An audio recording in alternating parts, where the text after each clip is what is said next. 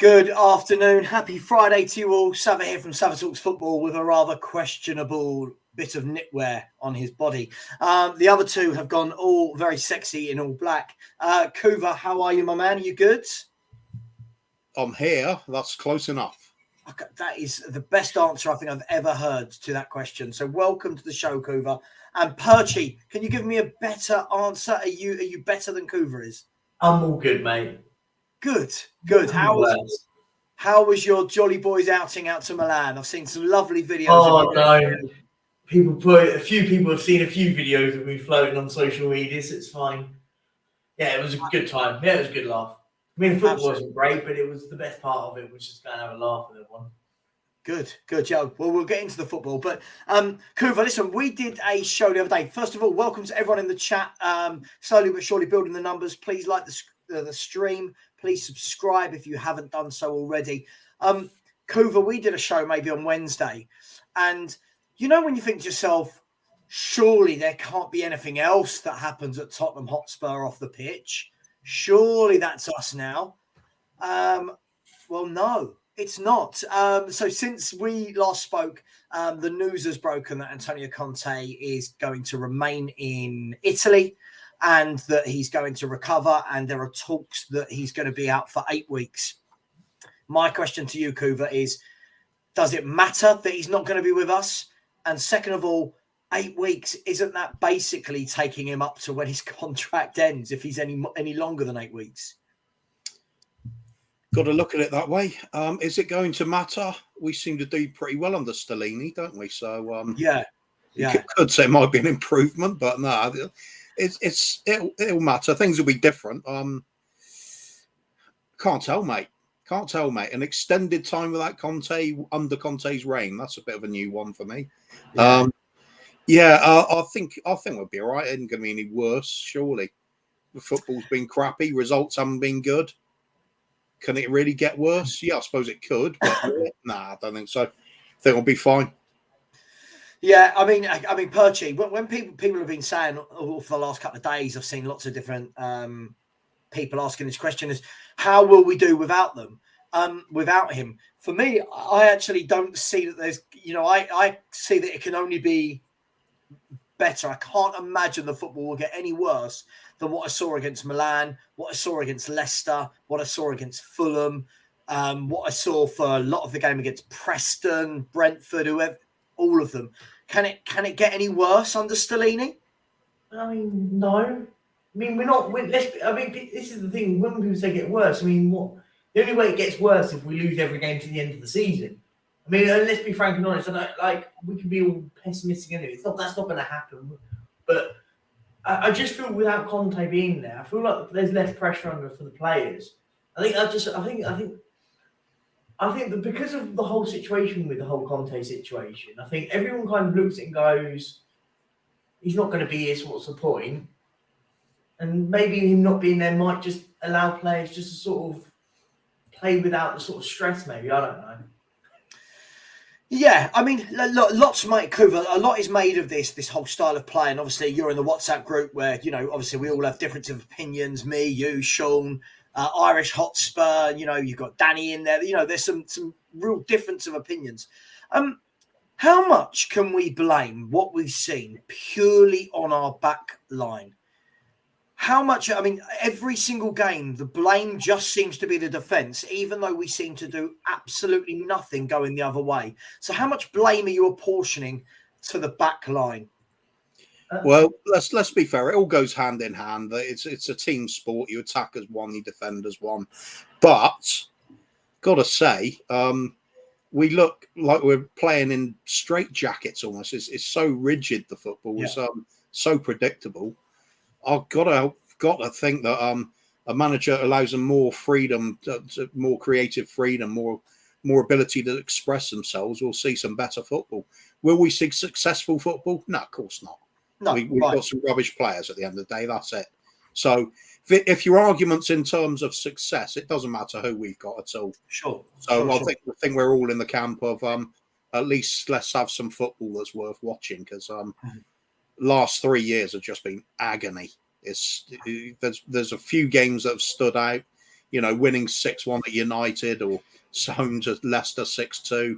Those sort of games, of course, you like that because it's got goals. But yeah, of course, it's masked over a hell of a lot of the negatives, and there are a hell of a lot.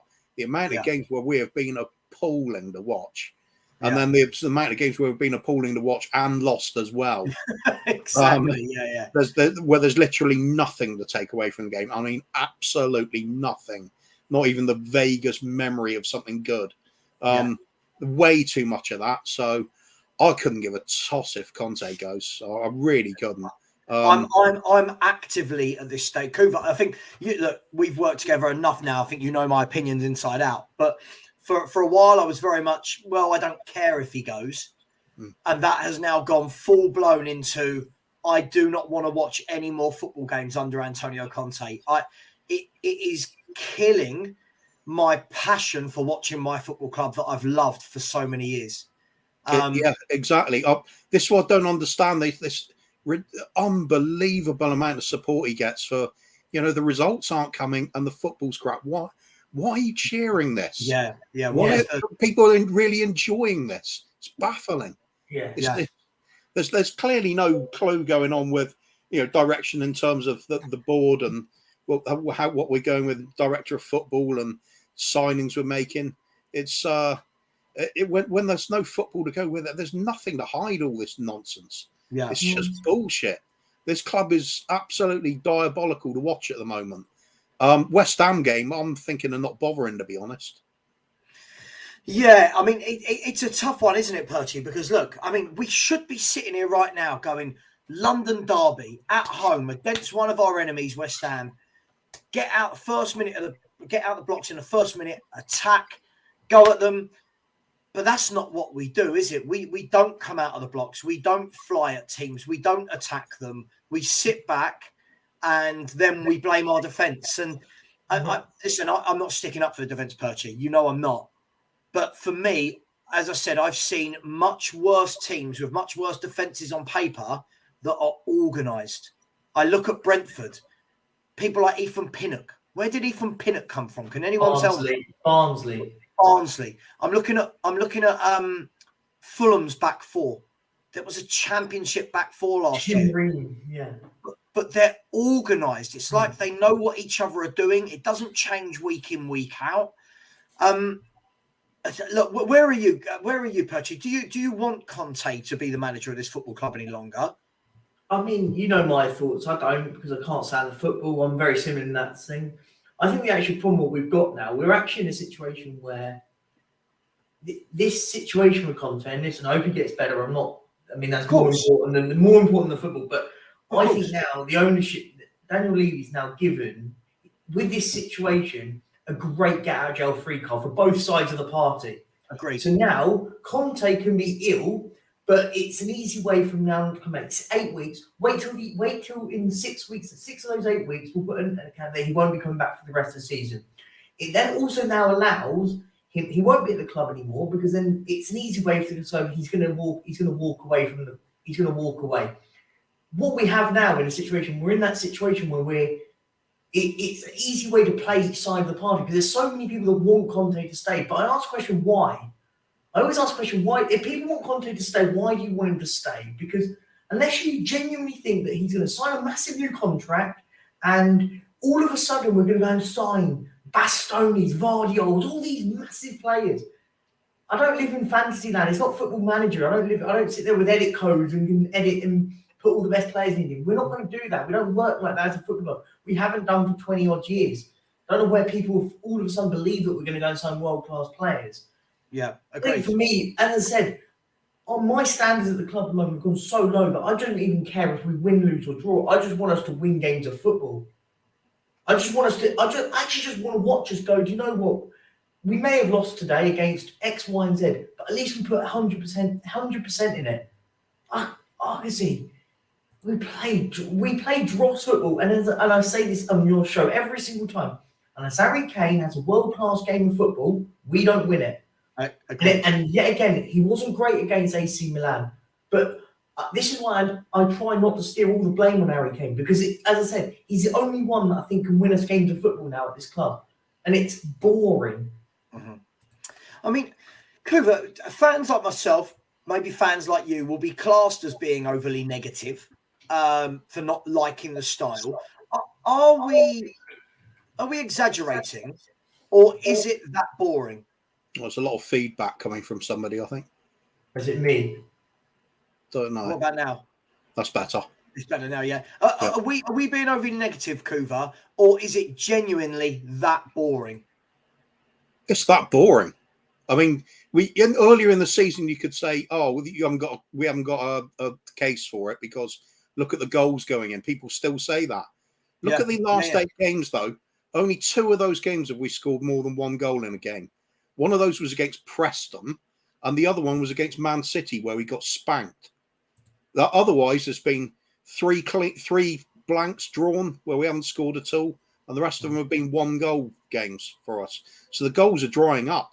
There's neither the goals to mask over what's so crap about the team, or the excitement of the build-up. We're getting neither. We're getting a dysfunctional team at the moment. Okay. It's hard for us to do anything. Yeah.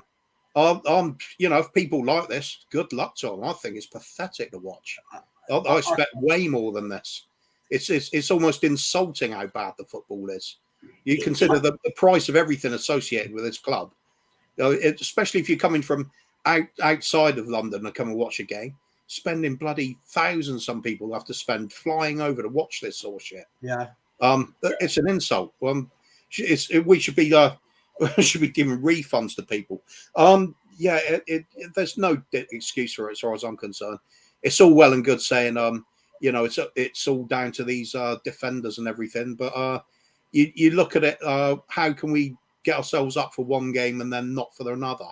How is it we're able to do things earlier in the season with the same squad, but not now? It's it doesn't stand up, those arguments. It seems like we're just playing crap football for the sake of it now. There's stubbornness and an insistence on a system that isn't working.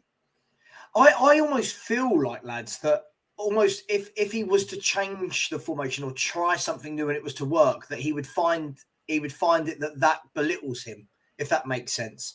Look, I mean, let me start that again.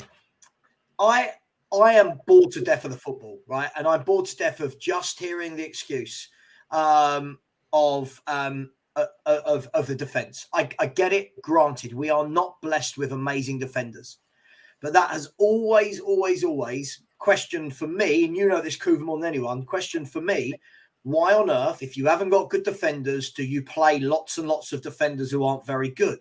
Surely you limit that by going to a 2 and putting more in the positions of midfield and forward where you are actually strong.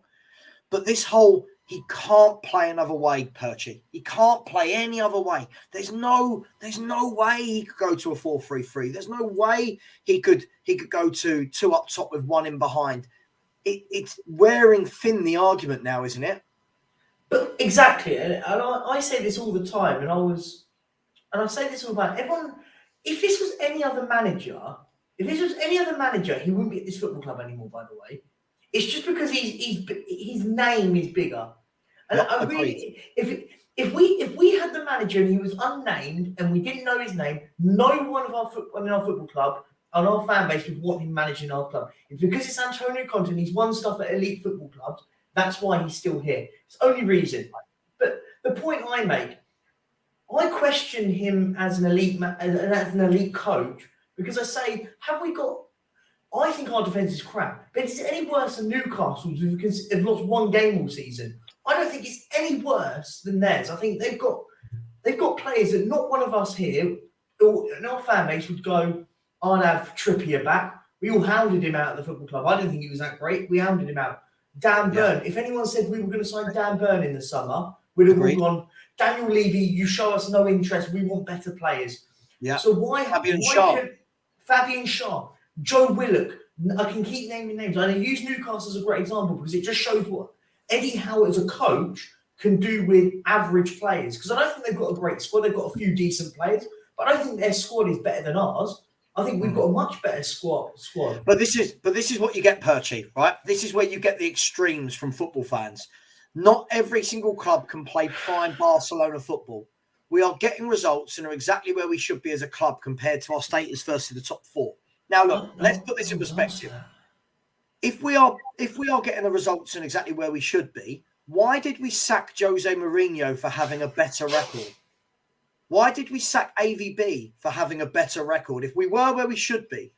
So I don't know, Perchi, I don't know, did you see that earlier this week where they showed Jose's record versus Conte's record? And it was a mirror image of each other. And yet Conte has got Romero, Bentancur, Basuma, Kulusevski, Richarlison, Perisic, Longley. Also, what's this versus the other top 4? But Is there more than one top 4 then? Yeah. Because we're not actually in it, are we? Perhaps somebody should tell Forest it's all right. Yeah. They're in the 5th top 4, so they're doing quite well.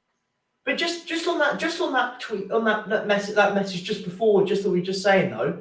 Yeah. Well, why then? If that's the case, then how can has Eddie Howe got a better? I know it says this. Has Eddie Howe got a better squad than us? If anyone says Eddie Howe at Newcastle's got a better 11 than Spurs, you're in dreamland. We talk about we go from 0 to 100, and we move on. Everyone moves their goalposts to suit an argument. 1 minute we've got an amazing squad with players that can win games. We've got Harry Kane, Heung-min Son, Kulusevski. I get told we've got the best front 3 in the league. I get told, but then all of a sudden the goalpost gets moved. How can Conte do it with these players? You can't have it both ways. Either we've got an attacking 3 that is one of the best in the league, or we've got an absolute terrible squad that can't win games of football, that can't go to the King Power and compete. Do you see what I'm trying to say? We can't have it both ways. For sure. I mean, Kuva, on that point, we're getting results, apparently. We're getting results. So I just want to show this, okay? I just want to present my screen for 1 second. Where are we? Yeah, it was an argument for earlier in the season. That's gone now. So if we look here about we're getting the results, right? Now, I'm not sure if you can see here. So straight away, Milan, let me know if this moves down. Can that move? You see that move up down? Okay, cool. Right. So we've lost to Milan and looked awful. We've lost to Leicester and looked awful. All right. We won 1-0. We dug it out against Man City. Great result. Preston, I'm sorry. We should absolutely be beating Preston 3-0. Right. 1-0 against Fulham, weren't great. Right? Lost 4-2 at City after being 2-0 up. Lost 2-0 at home at Arsenal. Scraped past Portsmouth. Yeah? Fair enough. Good game against Palace. Lost 2-0 even against Palace. Palace, we were terrible first half. It was only a good sort of last 40 minutes or something, wasn't it? I mean, lost at home to Villa. Drew at Brentford. Scraped to 4-3 against Leeds. Lost to Nottingham Forest in the Cup. Lost to Liverpool. I mean, where are these results that apparently we're getting? It's interesting that the same argument is still being used. We're top 4 in these cups. It's all good. We're not top 4 anymore. So I've noticed it's not just Kevin today that said it. I've seen lots of people repeat the same thing that was true months ago is no longer applicable to the club. We are not currently top 4. 2 points off Newcastle, and they got the game in hand, if I remember rightly, and vastly superior goal difference as well. And they've only lost 1 game this season. Kuva, I'll let you add a wind up. Kuva, this has got to be a wind up, isn't it? Look at that. It's got to be a wind up. This is it. Still in the top 4. No, we're not. Right. Still in the Champions League. We're currently losing the tie and don't look like we're scoring goals in it. How long is that going to go for? AC Milan are actually in dreadful form themselves, and we still lose to them. Straight through? Who do we draw? We're not going anywhere in that. I was at that game, and I tell you what, it was one of the worst games of football I've seen in the Champions League. And I've seen us play absolute dross in the Champions League. I watched that game of football and went, how have we not won that match? We're playing against a team that are as bad as we were playing against a team that are going. Well, they got battered the other day to Sassuolo in the league, who are mid-table. But my point being is it just sums it up. everyone, I heard a lot of people, and I was getting, it was winding me up. I was at the game, we were stuck in there for an hour, and people going, "Oh, we weren't that bad." We were playing against a team that was like losing 1-0. That was like losing 1-0 to Southampton at the time. It had that feel like the game was really, there was nothing really in that game. It should have really been 0-0. There's shocking goal to concede, but the point being, I just don't get how people see positives in this stuff. Like people go, I just saw a comment there going, it's all about negativity. Can someone explain to me what the positives are right now? The only one I can say is Sarr had a good game. I mean, is that how low we're going to talk about positivity right now? Like, I say it how it is. Exactly. The people saying we're negative. Are you honestly going to say you're enjoying the football at the moment? If so, good for you, because you are easily pleased. Yeah. I tell you what, I've watched 2 games in the last 3 days, right? I watched Arsenal, Man City, and then Barcelona, Man United. And what a treat it was to actually watch 4 teams that play football, that actually attack. And two of those clubs are in a lesser competition than we are in Europe. But all 4 of those teams attacked, wanted to play, got the ball down on the deck, and it was just a joy to. I'll be honest, I don't care if it's Arsenal in there or Man City. It was a joy to watch. And then you go and watch the Spurs game, and you go, "What did we do?" Like, even people in our group telling me, we were the better team against Milan. At what? What were we the better team at? I don't remember their keeper. I think you said the other day, Cooper, I think he may have had to flick one over from a cross that Kane flicked on. But other than that, I don't remember their keeper having anything to do. And their keeper is crap, Cooper. Yeah, absolutely. That's it. We should be looking at beating teams like that. That's the thing. I don't buy into any of this crap that we've just seen in the comments about, oh, we're exactly where we should be for a club of our stature. That's like saying, oh, well, know your place in life. Never strive for anything more than you've currently got.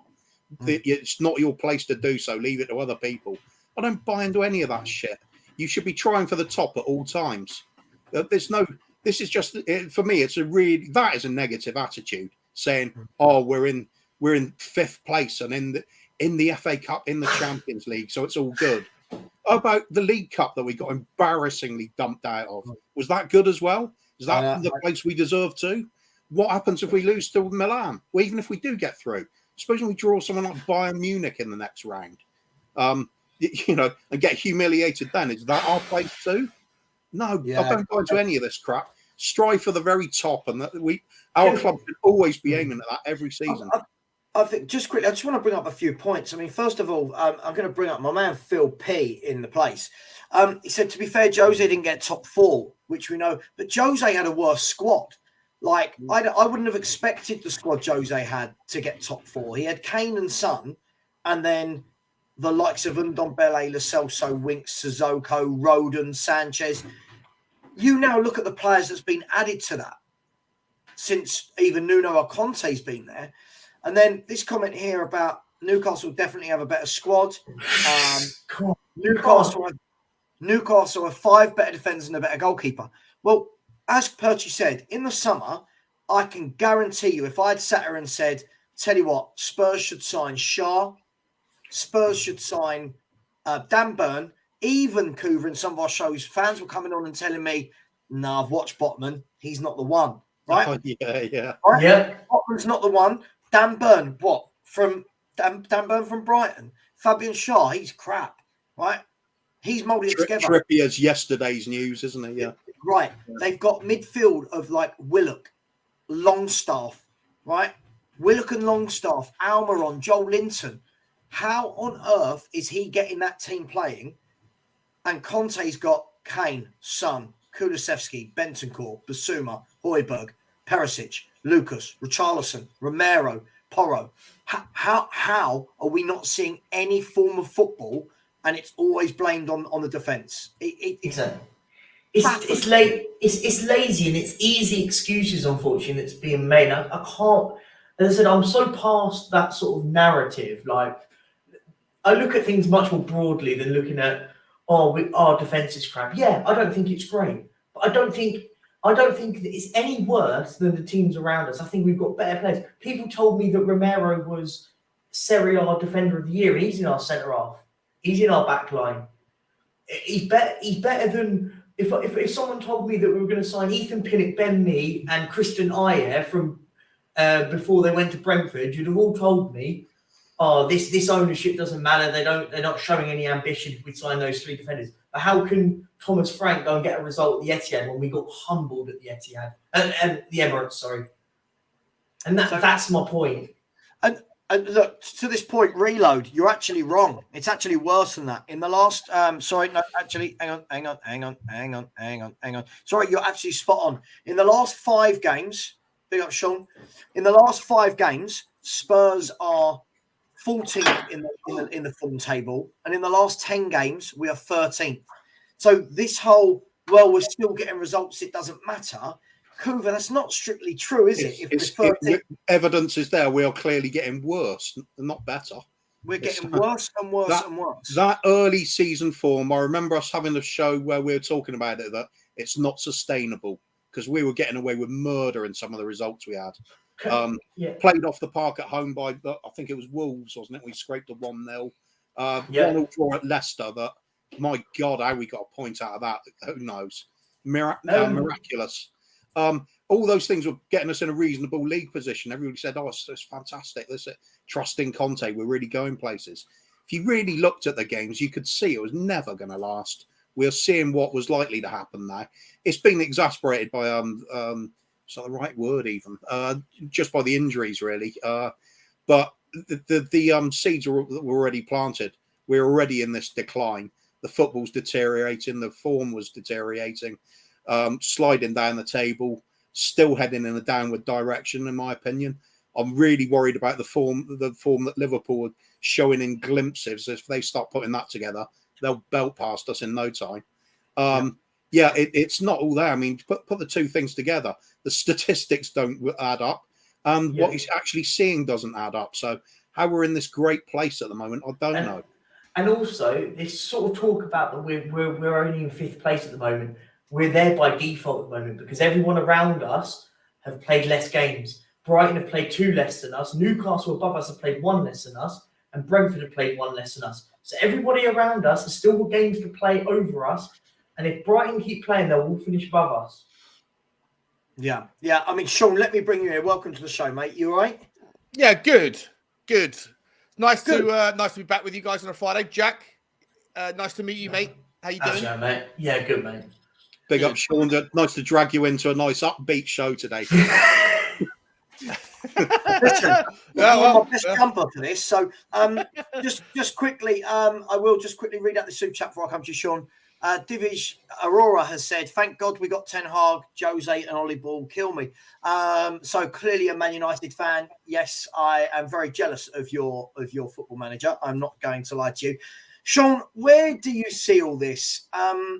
I started what's the conversation. Sorry, what's the topic? I've just finished clearing up my dinner. I haven't been listening. So what's the topic? Well, look, basically, I started the show by saying to Kuva that when you think nothing else can happen at Spurs in a news cycle within a week to outdo the last news cycle, we managed to do it. Conte might not be here for what they're talking about up to 8 weeks. The football's just crap. Cut the cord, Savva. Cut the cord, bro. It sounds insensitive. Yeah.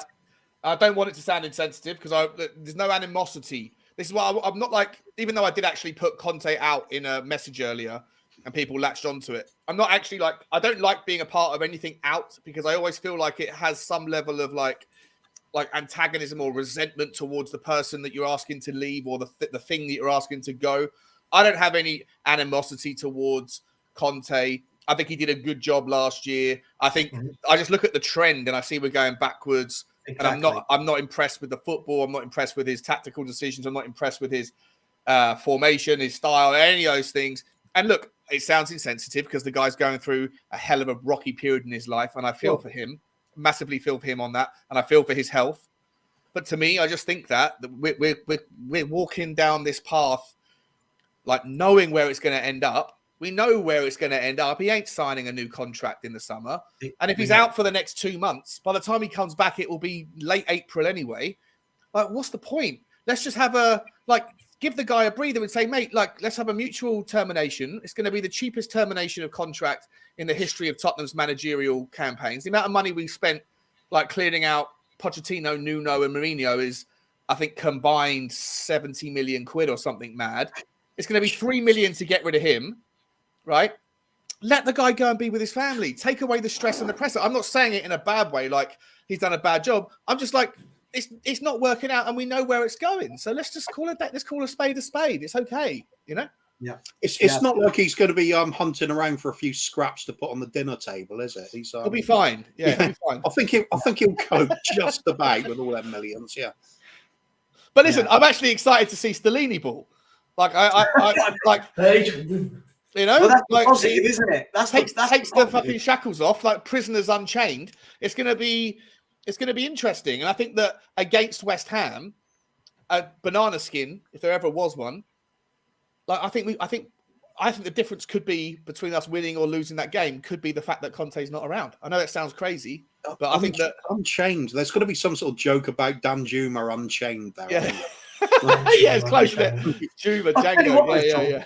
The whole Stellini thing is interesting because what I would say is the game he came in and did really well against Man City almost suited us, right? In terms of allowing another team to have all the football and then we counter. I think that is Spurs to a T. He did okay against Marseille as well, though. I know that the game wasn't. Yeah, but Marseille, better than West Ham. Marseille is better than West Ham. They did, but even against Marseille, we were 1-0 down, and didn't we win that in the last 2 minutes? Last kick of the game, weren't it? Right, but my point is that West Ham are not a team that will come and have all the ball and will try and attack us loads, right? So the whole pressing element for me will probably go because it will be a game where we have a lot of the ball, and that for me, Sean, is where I feel we struggle. It's where we say, right, we've got the ball, go and break the other team down. Is where we look absolutely. So that's where the 3-4-3 doesn't work, and that's where I'm crying out for a little pivot in tactics. I don't want to see Sonny anywhere near the starting 11. Like this idea, I've said it 15 times today. I'm getting bored of saying it, but the experiment of dropping him against Leicester back in October, it worked, and most people latched onto it working and saying there is the evidence you need to never drop Sonny again. And to me, it's like, no, there's the evidence. You need to use that as a style more frequently than you have. And whether you play Danjuma or Richarlison or whatever else, I think one of the other takeaways that I've noticed of late is that if you're playing against a team that has a decent centre-half, a strong centre-half, and you don't have the protection from the referee, then this lump ball nonsense that we do where we push it up to Harry Kane, Harry Souttar and Fayesh smashed him.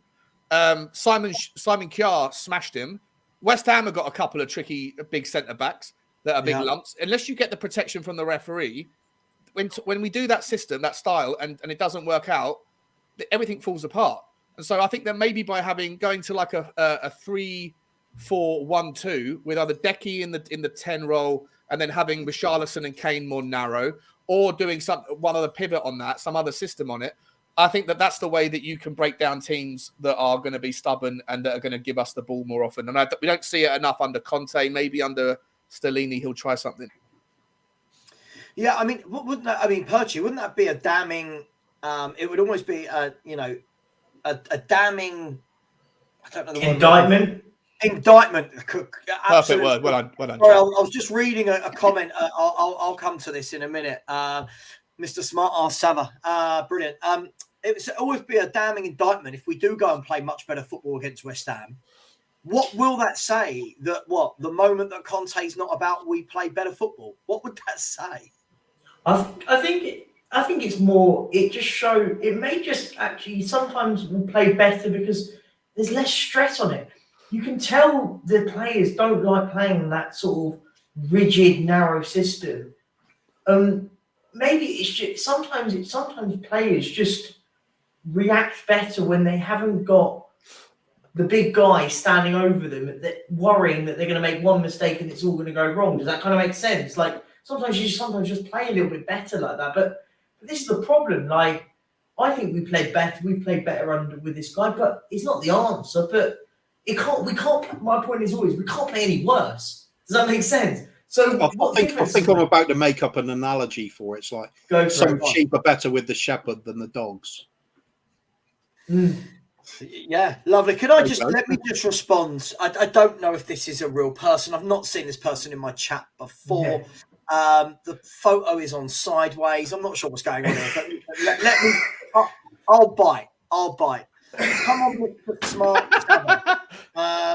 Who do you want as manager? Why you ignore my question? Listen, first and foremost, you're not the only person in the chat, so it's not that I'm ignoring your question.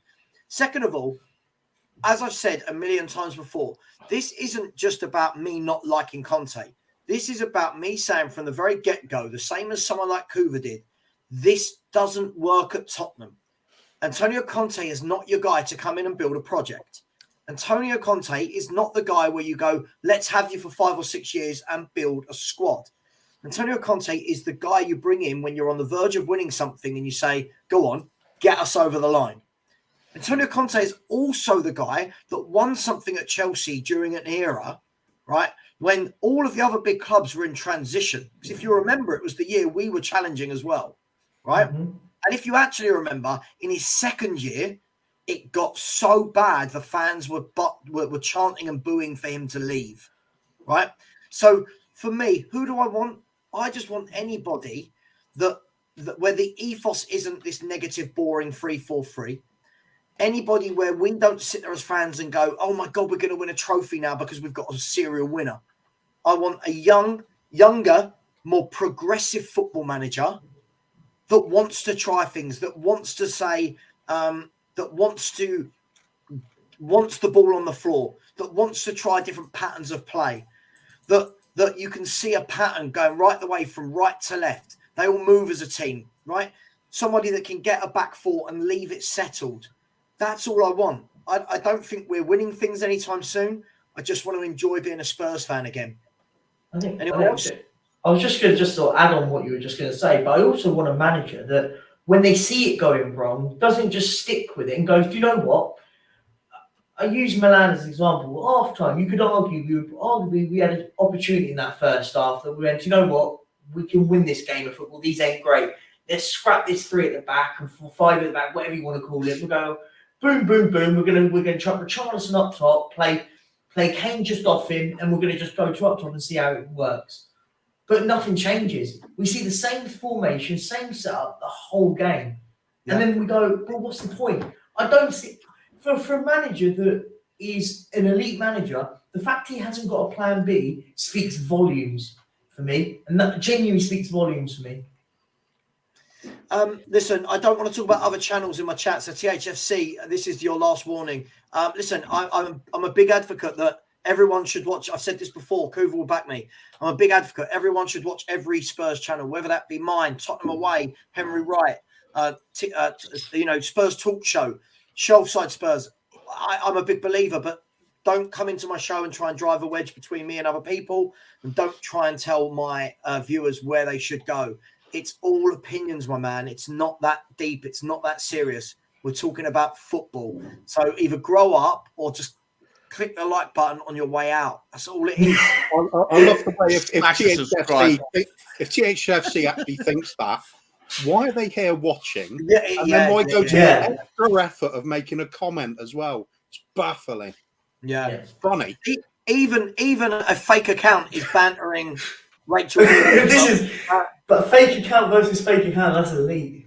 Look, I tell you what. I tell you what. Backing on from your point there, Perchi. This is the big thing for me. The big thing is you're looking at a game where you're losing away at home to a very, let's be fair, a very, very mediocre to poor Milan team. I'm just screaming, thinking inside. By the way, I'm not a shouter and a screamer at the TV. It's not me. I'm internally screaming. All right, it's not worked. You're 60 minutes in. It's not worked. What we got? Yeah. As you said, go to 2 up top. Go to a back 4. I don't care. Lump the ball long to Kane and Richarlison and hope for knockdowns. But he doesn't. It's literally 2 wide men on, two wide men off, 2 wide men on. Nothing changes. And the timing of the subs is the same every game. And then we bring on a player like Danjuma and Richarlison for 10, 15 minutes. And then we go, there you go. What did they do? Well, What do you mean? What did they do? Of course, they didn't do anything. They've come straight into the same formation that hasn't worked the whole game. Just very frustrated. I mean, Sean, what do you make of all that? I'm so sorry, mate. I was in the middle of. I was distracted. Oh. What was the question? Just saying that, like games where we're losing, he could try things. He could. Oh yeah, it's not working.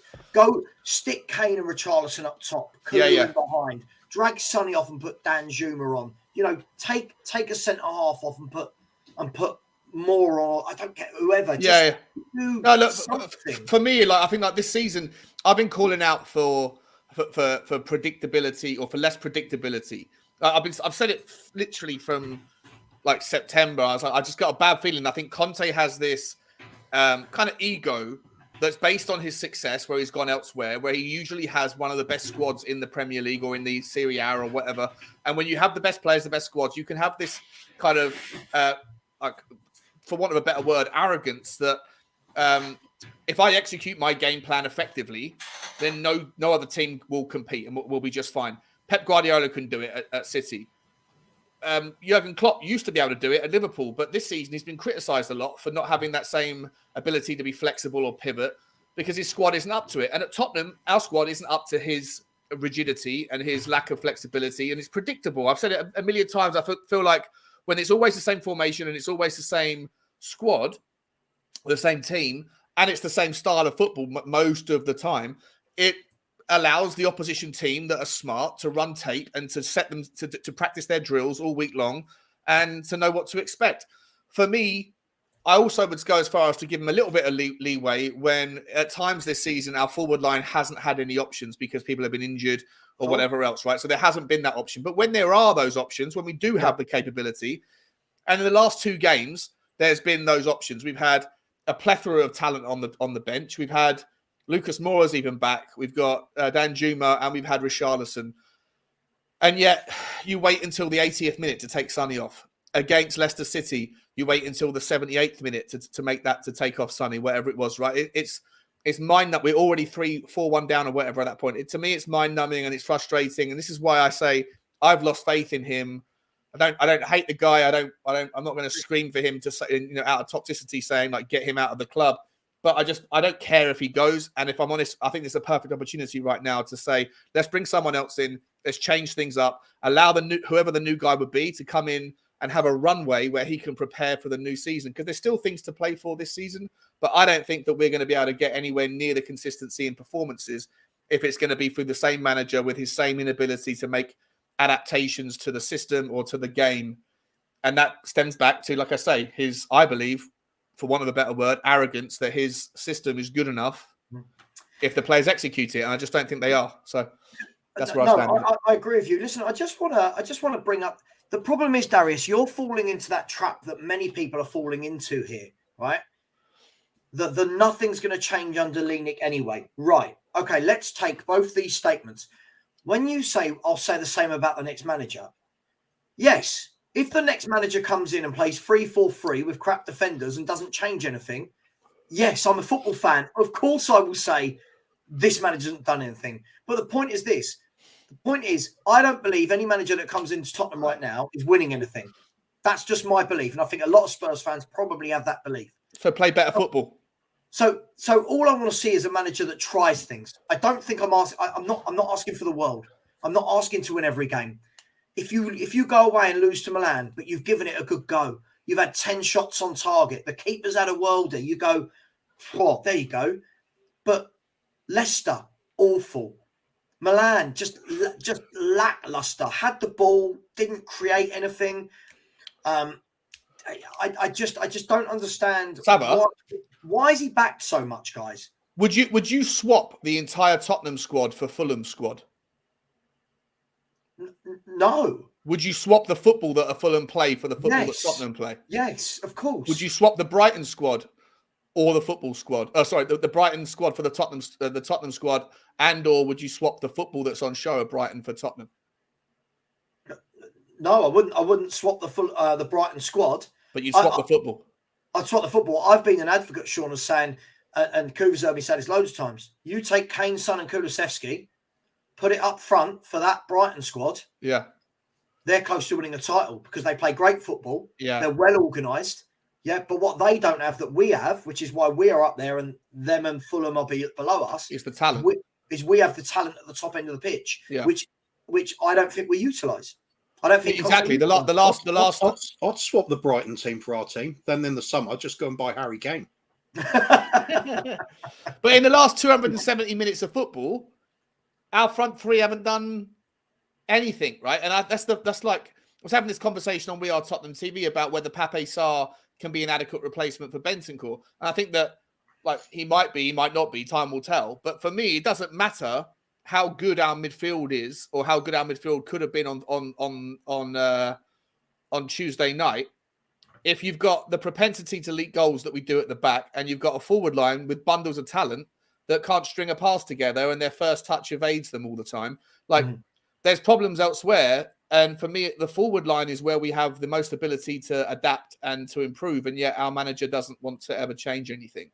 And that to me is a problem. I think it's a major problem. Look, I agree. I mean, Kuva, let me bring you in here. This, as you know, has been the big thing for me. It's, yes, we've got a crap defence. I don't think anyone can argue against that. But at the same time, I wouldn't mind that if at the other end we were doing bits. I wouldn't mind that if you saw, like, there doesn't seem to be any relationship anymore between Kane, Son and Kulusevski.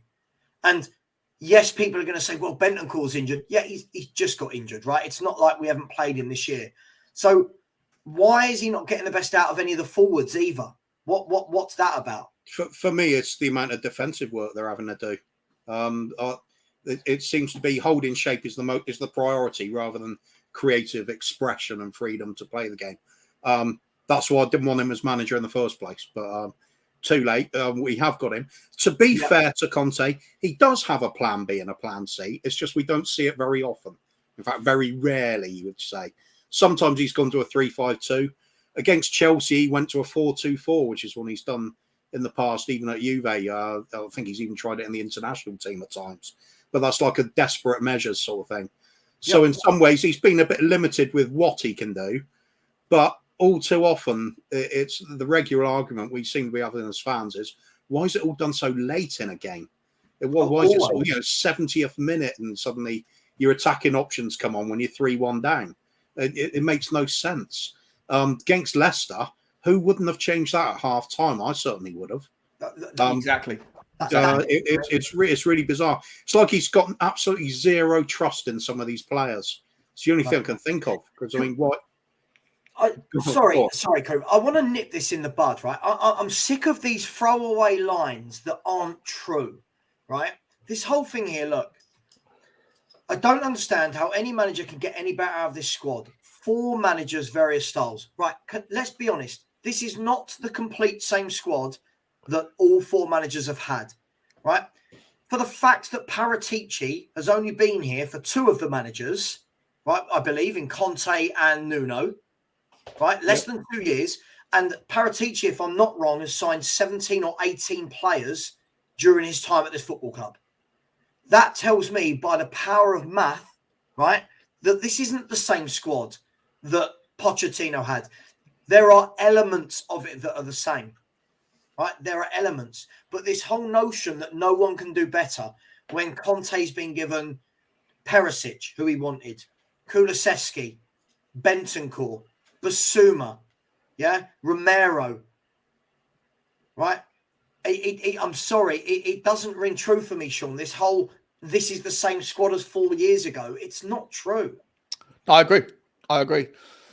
And I also get irritated by the idea of like this 15 managers common denominator thing. There's so many other variables that have changed in that period of time under Daniel Levy. The money in football, the explosion of Manchester City, the growth of Chelsea, the pivots. There's so many other variables that affect. So I just find that whole argument, incredibly devoid of all of the facets that require a cogent stance. And I think it's lazy. I think it's a lazy argument, personally. Look, I mean, Sean, I can't sit here and be two-faced. I want the ownership gone. I do. I'm happy for the ownership to go as well. Like, there's no problem there. So, but I'm just saying that people that say you can't blame one manager because It's just next manager, the next manager, the next manager. When do you stop blaming managers? When do you start blaming the coach? Or start blaming the owner? No one's not blaming the owner. The owner gets appropriate and, in my opinion, over the top blame. I think he gets a massive slice of pie in that blame pie. That slice, I think, is too big. I understand other people feel differently, but I don't think anyone is removing blame from the owner on some level. But I think that there's always appropriate accountability that goes everywhere else. The players are not always 100% responsible if the coach hasn't set them up correctly. The coach isn't 100% responsible if the players make individual mistakes. The owner isn't always responsible if he's given the money over. And we have spent the fourth most money since 2019, 500 million quid or whatever the noise is, the number is. The Paratici or whoever, the previous Steve Hitchin, the scouts, the coaching development, the youth team. There's so much blame to go around, but people want to put it in one direction, and if it gets allocated anywhere else, it dilutes that narrative. I think it's lazy, personally. I mean, look. Okay. First of all, look. First of all, no one said, you've got to listen. No one said that this isn't a player problem, right? No one's saying all the managers are shite. What I am saying is that the last 3 managers we brought in have all been of the same ethos. None of them play football. None of them want to get the ball down on the deck and play, right? All of them want to be very, very negative and defensively. But I will say this, Danny, I'm going to come back to this, right? When we say backline is always the problem, okay, right? Cess, Lloris, Davis, Dyer, Sanchez, Tanganga, right? Let me put it this way. No one is making Conte pick those defenders. Since Conte's been there alone, Conte could play Porro or Royal, Longley and Romero, right? No one's making him pick all of those defenders at one time. So like last week, when you looked at the back four, it was, oh my God, Tanganga, Davis, Dyer. Okay. But where was Longley? Right? No one made him pick that 3. No one's making him pick 3 centre-halves every game. I'm not saying they're great, Kuva. You know that. But I need to bring a little bit of balance to this where he has had different options to pick from. You could go Royal, Romero, Longley, Davis. And it would be stronger for me than any back 5 you can pick with 3 weak centre-halves. But apparently we're not allowed to do that. I think not even, you don't even have to limit it to that. It's when you hear Conte say things like he's happy with the defence. Shocking. And we've had how many transfer windows under him? 3rd one now. Yeah. Good point. Why haven't we seriously addressed it if that's not true? So perhaps Conte does think these defenders are able to do what he wants, in which case it is on him, isn't it? So he seemed to be stressing that we needed the attacking options up front, which at one point we did with all those injuries we did have, that we had to put up Hill and who was that? Almost a Hill and Perisic at one point, wasn't it? We were down to bare bones at one point. So where do you draw the line? Who is to blame for it? It's been built, hasn't it? This situation has been built over many, many years. Poor signings. You can't put all of it on management, but overall they've got to take the responsibility because they're the ones employing the ones that make the signings. But that's Sorry, Kuva, I just want to add to that. So this is the thing for me, Kuva. It's not that, listen, I don't think by the way, I feel like people don't listen. I don't think this is the world's best defence, whichever way we go. I don't think this is the world's best squad, whichever way we go. But it seems to me like we've done all these managers in the past. We've now suddenly got to this one. And all of a sudden, this manager can never be criticised for anything. People were screaming. Well, the very fact that he's saying the defence is fine, surely that's up for criticism, isn't it? Because we all think the defence is crap. So, is he talking shit or does he just not understand? I think he's just talking shit because he has to be honest. And to double down on that, people that say he's never going to call out the defence, he's never going to call out anyone because he doesn't want to expose people in the public domain. If that's the case, then why did he why did he suggest that certain players, obviously alluding to the defenders, crack under pressure following the Leicester game? Conte bingo, isn't it? What does he mean when he says anything? Exactly. What does he mean? He's an emotional, volatile Italian, right? I get it. That's why they speak with their heart and they talk with their chest. But you have to take him on what he says. You have to go with what he says. Otherwise, you're just speculating and going on your own opinion. if you're going to make an argument, you can only use what's come from the horse's mouth. And when he said he didn't need defenders, it was bonkers to me. I'm sure it was bonkers to everybody else, but Well, he said it, again, right? He said it. He contradicts himself though as well. That's why it's so damn confusing. Like you said, he's emotional, so it'll be one day it's like end of the world sort of speech coming from him, and the next it's everything's good. I'm happy with the way we're playing. It depends on the results a lot with him, doesn't it? But it would do. He wants to win. Yeah. I think the really standout things for me is when you look at the personnel. If you're going to make that argument, it's backed up by the fact that we've still got Ben Davis, we've still got Eric Dyer, who been here 10 years and were dropped 8-9 years ago because we had Danny Rose and we had Vertonghen and Alderweireld and others, and they just went down the pecking order. But the fact they're still here is a massive problem. That isn't on Conte, sure, but he is saying this defense is okay. But the thing is, Kuva, it's like this, like when Danny's saying is like try something different. We've tried different defenders and players. No, Danny, I'm talking about try a different formation. Try something which doesn't rely on having 3 centre backs on the pitch at once. For me, this is obvious, right? If you do not have 3 good centre backs, why employ a tactic which employs you to have more bad players on the pitch? This is what I don't get. By the way, I'm not sitting here saying that moving to a back 4 and all of a sudden we become league winners. But he does the same thing every game and then fans go, there you go, there's nothing he can do.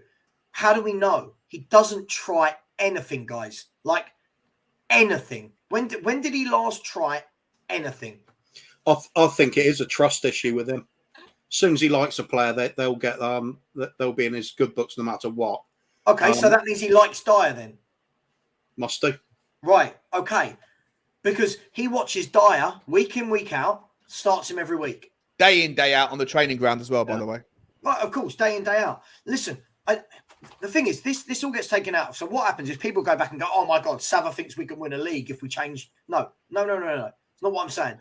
What I'm saying is you can see it's not working, yeah, but we do the same thing. Look, this, again, Danny, sorry, mate, you do this a lot. You talk, no, I'm going to call him out. You talk like that's fact. When did we last play 2 centre-backs? I've literally just had a barnstorm with him on the We Are Tottenham TV WhatsApp group about his definition of facts over opinions. I love you, Danny, but you need to go and figure out the differences between a fact and an opinion, my man. Right, I love you. Right, look, when we're saying it, because we are worse with 2 centre-backs, Sav, right? Because do you remember how bad we were with Davis and Dyer in a 2? Right, but what you've done there is you've made an opinion fact and you've cherry-picked the 2 players who would be awful together in the back 2, right? I'm saying play Romero as one of the back 2, play one of the others alongside him. We've seen what Romero can do, right? So, Danny, you're saying you'll show me stats. When did we go to a back? When did we play a back 2? I remember the last time we played a back 2, unless I'm wrong, one of you will correct me, was Chelsea last January in a League Cup game. No, earlier this season we switched to a 4-2-4 against Chelsea. No. It's not what I said. Not switching. Starting I'm not talking about switching. Yeah, okay. Yeah. When people say, oh, there you go, we switched to a back 4 with 15 minutes to go. Yeah, of course, mid-game. But when did we last start a game with a back 4? Yeah, I mean, it's one of those where they can't blame Conte for anything. It's so frustrating. I can understand the theory behind it, as you've got to go with playing the same system so players get used to it. But at what point do you have to give it up and say it's just not working? It's a fine line. It's like sticking with Sonny as well, that argument. Where do you give it up? There's no definition of when the time's right. It's a subjective thing. It's like this, though. I'm sorry. I'm really frustrated, right? It's like with Jose and we leak goals for fun. I hate to tell you, Jose didn't have Christian Romero available to him, did he? No. Right? Jose didn't have Christian Romero, a centre-back that our fans tell me is world-class, right? Jose had the last year of Alderweireld and Vertonghen, correct? Right, and then moving into Sanchez, Dyer, Davis, right? Yeah. So my point is this. No, this is perfect. Yes, Kieran, agree completely. 3 centre backs doesn't equal stronger defence, right? Because what you're doing is you're putting more worse players in the team. Now, this whole thing that we conceded a shed load of goals, aren't we conceding a shed loads of goals now? Like, what's the argument, Sean, for us to not try it? The argument, I guess, at the moment to not try the back four is that where Perisic doesn't fit into that team, right? He doesn't fit into it on the left back, and a not insignificant amount of our goals come from set pieces, and he is obviously. Do they anymore? Do they anymore, Sean? I mean, we're not scoring that goals anymore. But I think Perisic has got one of the best. I think Perisic has got 7 assists this season, which is by far the best return from a left wing back in the Premier League in terms of goal contributions, right? So, but listen, I agree with you. Like, I'm up for change, but just to you asked the question, so put the argument out there. And I also think that maybe Pedro Porro. I said this before we signed Pedro Porro. I worry, much as I wanted someone to come in, I didn't want him. I wanted Joachim Melee because I think that guy can play on a wing back on the left or on the right, or can play in a fullback position. I worry about where does Porro fit in if we pivot to a new manager like a Poch or like a Tuchel or whoever it might be this next cab off the rank, and we go to a back four. I don't think Porro, from what I've seen at Sporting, and I know we've only got like 90-minute sample, so it's pathetic, but I don't know if he's going to fit in at right back either. And so right now, with the injury problems we have, yes, you could put Emerson at right back, Ben Davies at left back. I mean, that's going back, 5 years, 6 years since we've seen that particular situation, and he was never particularly good at left back. So there is an argument to say that with the current injury crisis we have without Sessegnon fit, there is an argument to say that I don't know if a back four in terms of the full-back roles would work. And on top of that, of course, you've got question marks around whether or not Dyer could play in a back four. And his long lay fast enough to compete. So there is an argument for it, but I'm still willing to give it a try, Savva. I agree. And listen, reload XXXXX. This is where I'm at with it. I'm spot on. The defense is crap. Yes, everyone agrees. But where's this great attack gone? He had his pre-season, and now quality players can't pass a football. This is the thing. Second season syndrome with Antonio Conte, like the Chelsea fans told us. The Chelsea fans told us it will get worse. And it has. I'm a great believer that if what you're doing isn't working, try it. Right? The problem is, and I'll call you out, Danny, I'll call you out. You've got the link, mate. So I'll call you out, but you're welcome to come on. You got the link. Right? Come on in, Danny. Come on in, bro. The water's lovely. But when we're talking about until people wake the F up, the problem is, Danny, you are so far ENIC out that you can't reason in the middle about why it could be anyone else's fault that we're playing bad football. That's the problem. It's literally, I could say anything to you and your answer is ENIC, right? All I'm saying is, right, if Antonio Conte for the next 5 games, obviously with what's happening with himself, but for the next 5 games, went to a back four, right? I'm not talking about for one game, by the way, lads. Not a one-off game. Give it a period, yeah. Give it a period of time, went to a back four, played 4-3-3, got in some strength in the midfield and attacking area. Who would you play in the 3? Would you play all 3 of them, Sarr, Skip and Højbjerg? Well, hang on, I'll come back to that because this is slightly skewed because I would have done this. I would have done this long before the injuries, right? Okay. Right. So at the end of the day, right, if he did that for 5-6 games and nothing changed and we were still leaking goals massively, right? Then I as a fan turn around and go, cool, I've seen the proof, right? But the problem is everyone in the chat going, fact. But it's not a fact because we don't do it. The thing is with Danny, he's of the same opinion I am at the moment. It's like let's have the club just completely dismantled, meltdown. It doesn't matter who the manager is, doesn't matter, and anything is focused around change of what's going on at the top, whether it's a change of just chairman or it's new ownership.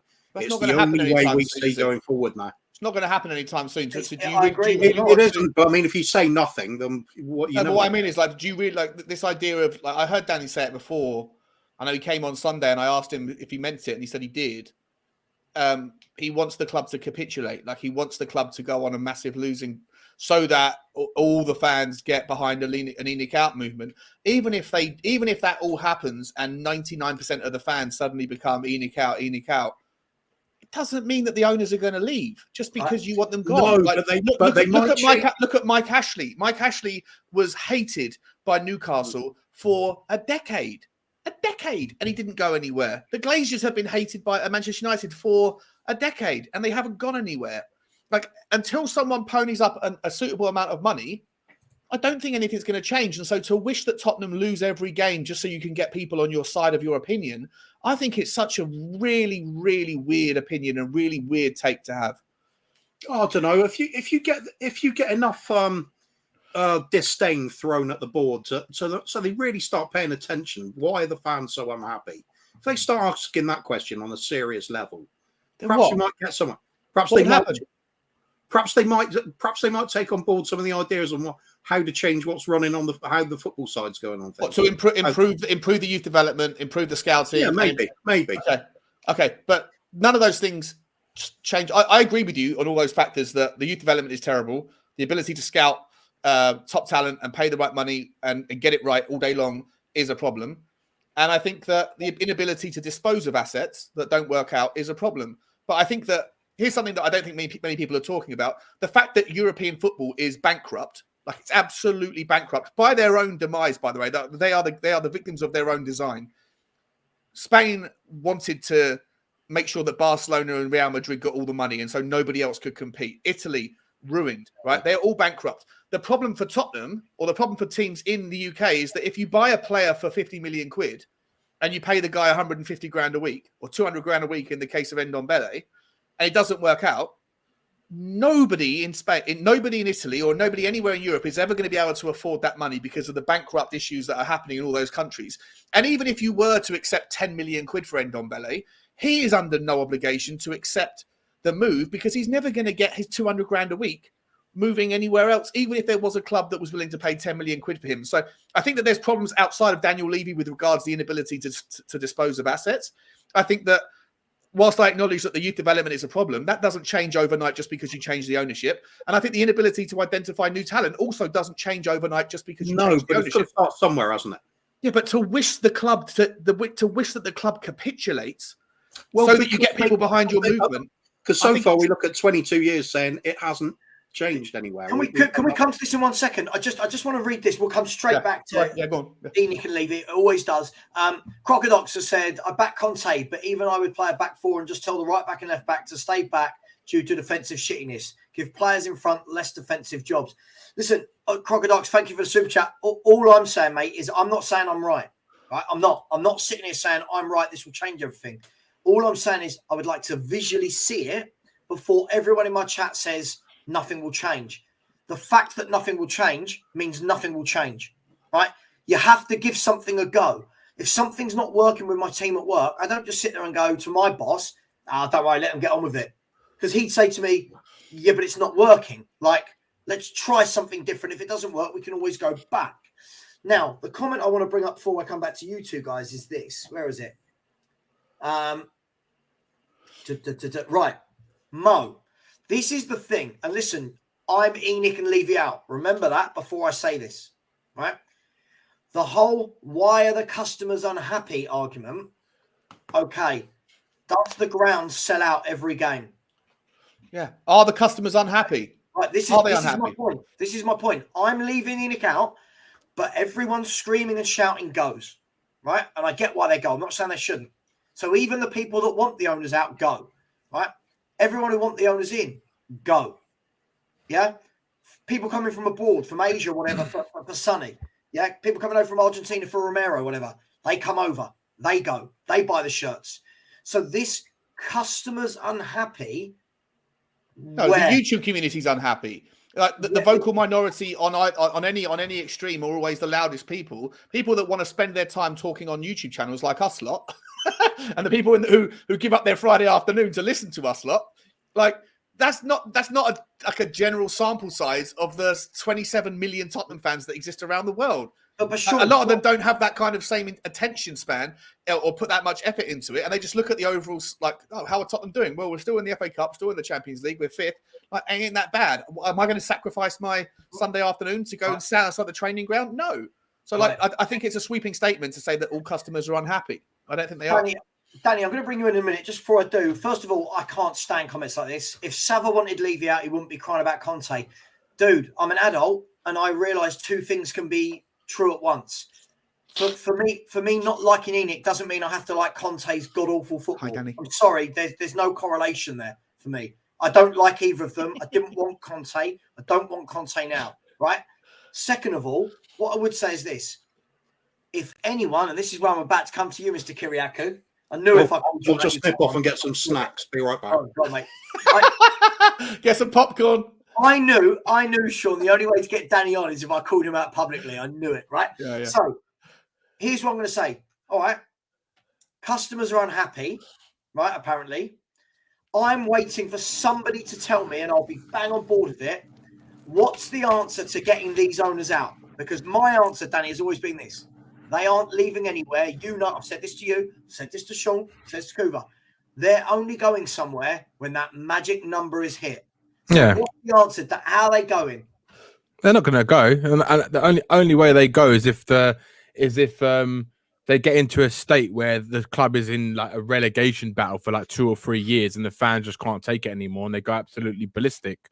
That's the only way they go, unless that magic number is hit, right? And that magic number is going to be way over 4.5 billion. And they're not going to settle for less than that. What do you reckon the number is? Well, I think it's about 5 billion. I think they'll look at it. Dollars No, pounds? pounds. I think because $6 billion. Yeah, I think that's what Manchester United are about to be bid for by Qatar, the Emir of Qatar, right? Yeah, well, if that's what's going to happen. But I think with Tottenham, the way that I see how they see it is that why do they need to sell, right, when they've turned this investment into such a huge company now, right, that's worth so much money with a lot of infrastructure, and they're going to be building more infrastructure, as Levy's already told us they're going to be building the planning more. permissions are there in place. Yeah, so that's going to add even more value to the club. So Correct. I think it probably be even more than 5 billion once they've got everything right. And I'm not going to start naming them because we all know what it is. Once they've got everything built right, then you could say that's going to add even more value to Tottenham, right? So I think. Well, it depends on what happens, right? If Daniel Levy and ENIC build that second block of flats, that skyscraper, and then sell all the properties off, like give 25% or 40%, whatever it is, to the local housing association, sell off the other 65%, then there's no more value there's no more juice in the squeeze. Yeah, I mean, look, I think, like I said, I think it'll probably go for around 5 billion if they were to sell. Hold on 1 second. But you know what the problem is if Tottenham, if these guys for the MSP Sports Capital value the company at 3.75 billion, of which 0.7 dollars, of which 700, so 20% of it is going to be debt to equity. Yeah. And then Daniel Levy turns around and says, no, 5 billion is our number. Yeah. If these guys are determined to get the job done and they go, yeah, I want that. I think we can make enough money out of the planning permissions that you've got. We take over everything. That additional 1.25 billion will not come in the form of more private equity. It will probably come, in all likelihood, in the form of additional debt. And then you have to ask the question, how determined are you to get these owners out?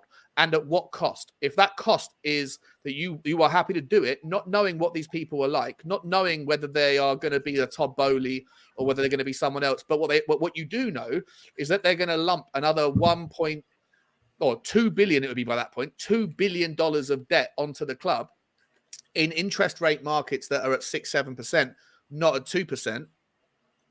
Right? That's like 200 million quid a year in interest rate payments alone. Like, where does that money come from? And I just think that it comes from the banks that they get the loans off, because they have a lot of deals with American banks. Because where does the money come from to pay for the debt? I'm saying to service. It comes from more of what we're already doing. More basically, it comes from all of that. So what's the difference? Why bother having a new owner that still has to generate the same money coming from the same sources? Well, it depends, more of the profit has to go and pay off. Like, is Because Daniel Levy that you bad that you would rather have some... Sean, you would expect, right? If a new owner's going to come in, right? You said about the debt to equity, right? That's what you just said. Debt to equity ratio, yeah, debt to equity ratio. Now, if a new owner comes in, right, and they say they want 5, they're going to invest, they're going to buy it for £5 billion, right? But they're going to use 1 billion of that 5 billion to pay off all the debt of the club, so there's no more debt, and then they have 4 billion that goes towards the club, right? That goes towards ENIC, right? Yeah. And the shareholders, or for example, if ENIC share that, but you're paying off ENIC's debt with another form of debt that's more expensive. Right, you're paying off one debt with another, or for what it's worth, there's nothing to suggest that even pays off the debt that we've already got on the club. That's already sustainable and in long-term format. Yeah, but what if they said they want to pay off the debt, right? And you own, just say a multi-rich billionaire says, right, I want to come in. If the Sultan of Brunei came in, a sovereign wealth fund came in with no debt and went, here's your 5 billion, disappear into the sunset.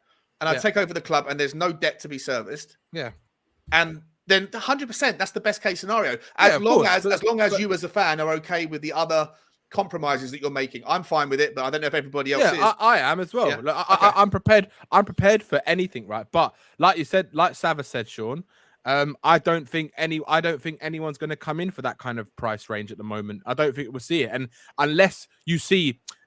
The way I see it, right, is how they do their business with their transfers, right? They always look to try and find the best deals available for them. And what I've seen over the years in transfers, right, is that they've had the opportunities a lot of the times to sell players at a value where they could have made a profit to reinvest into the team. When?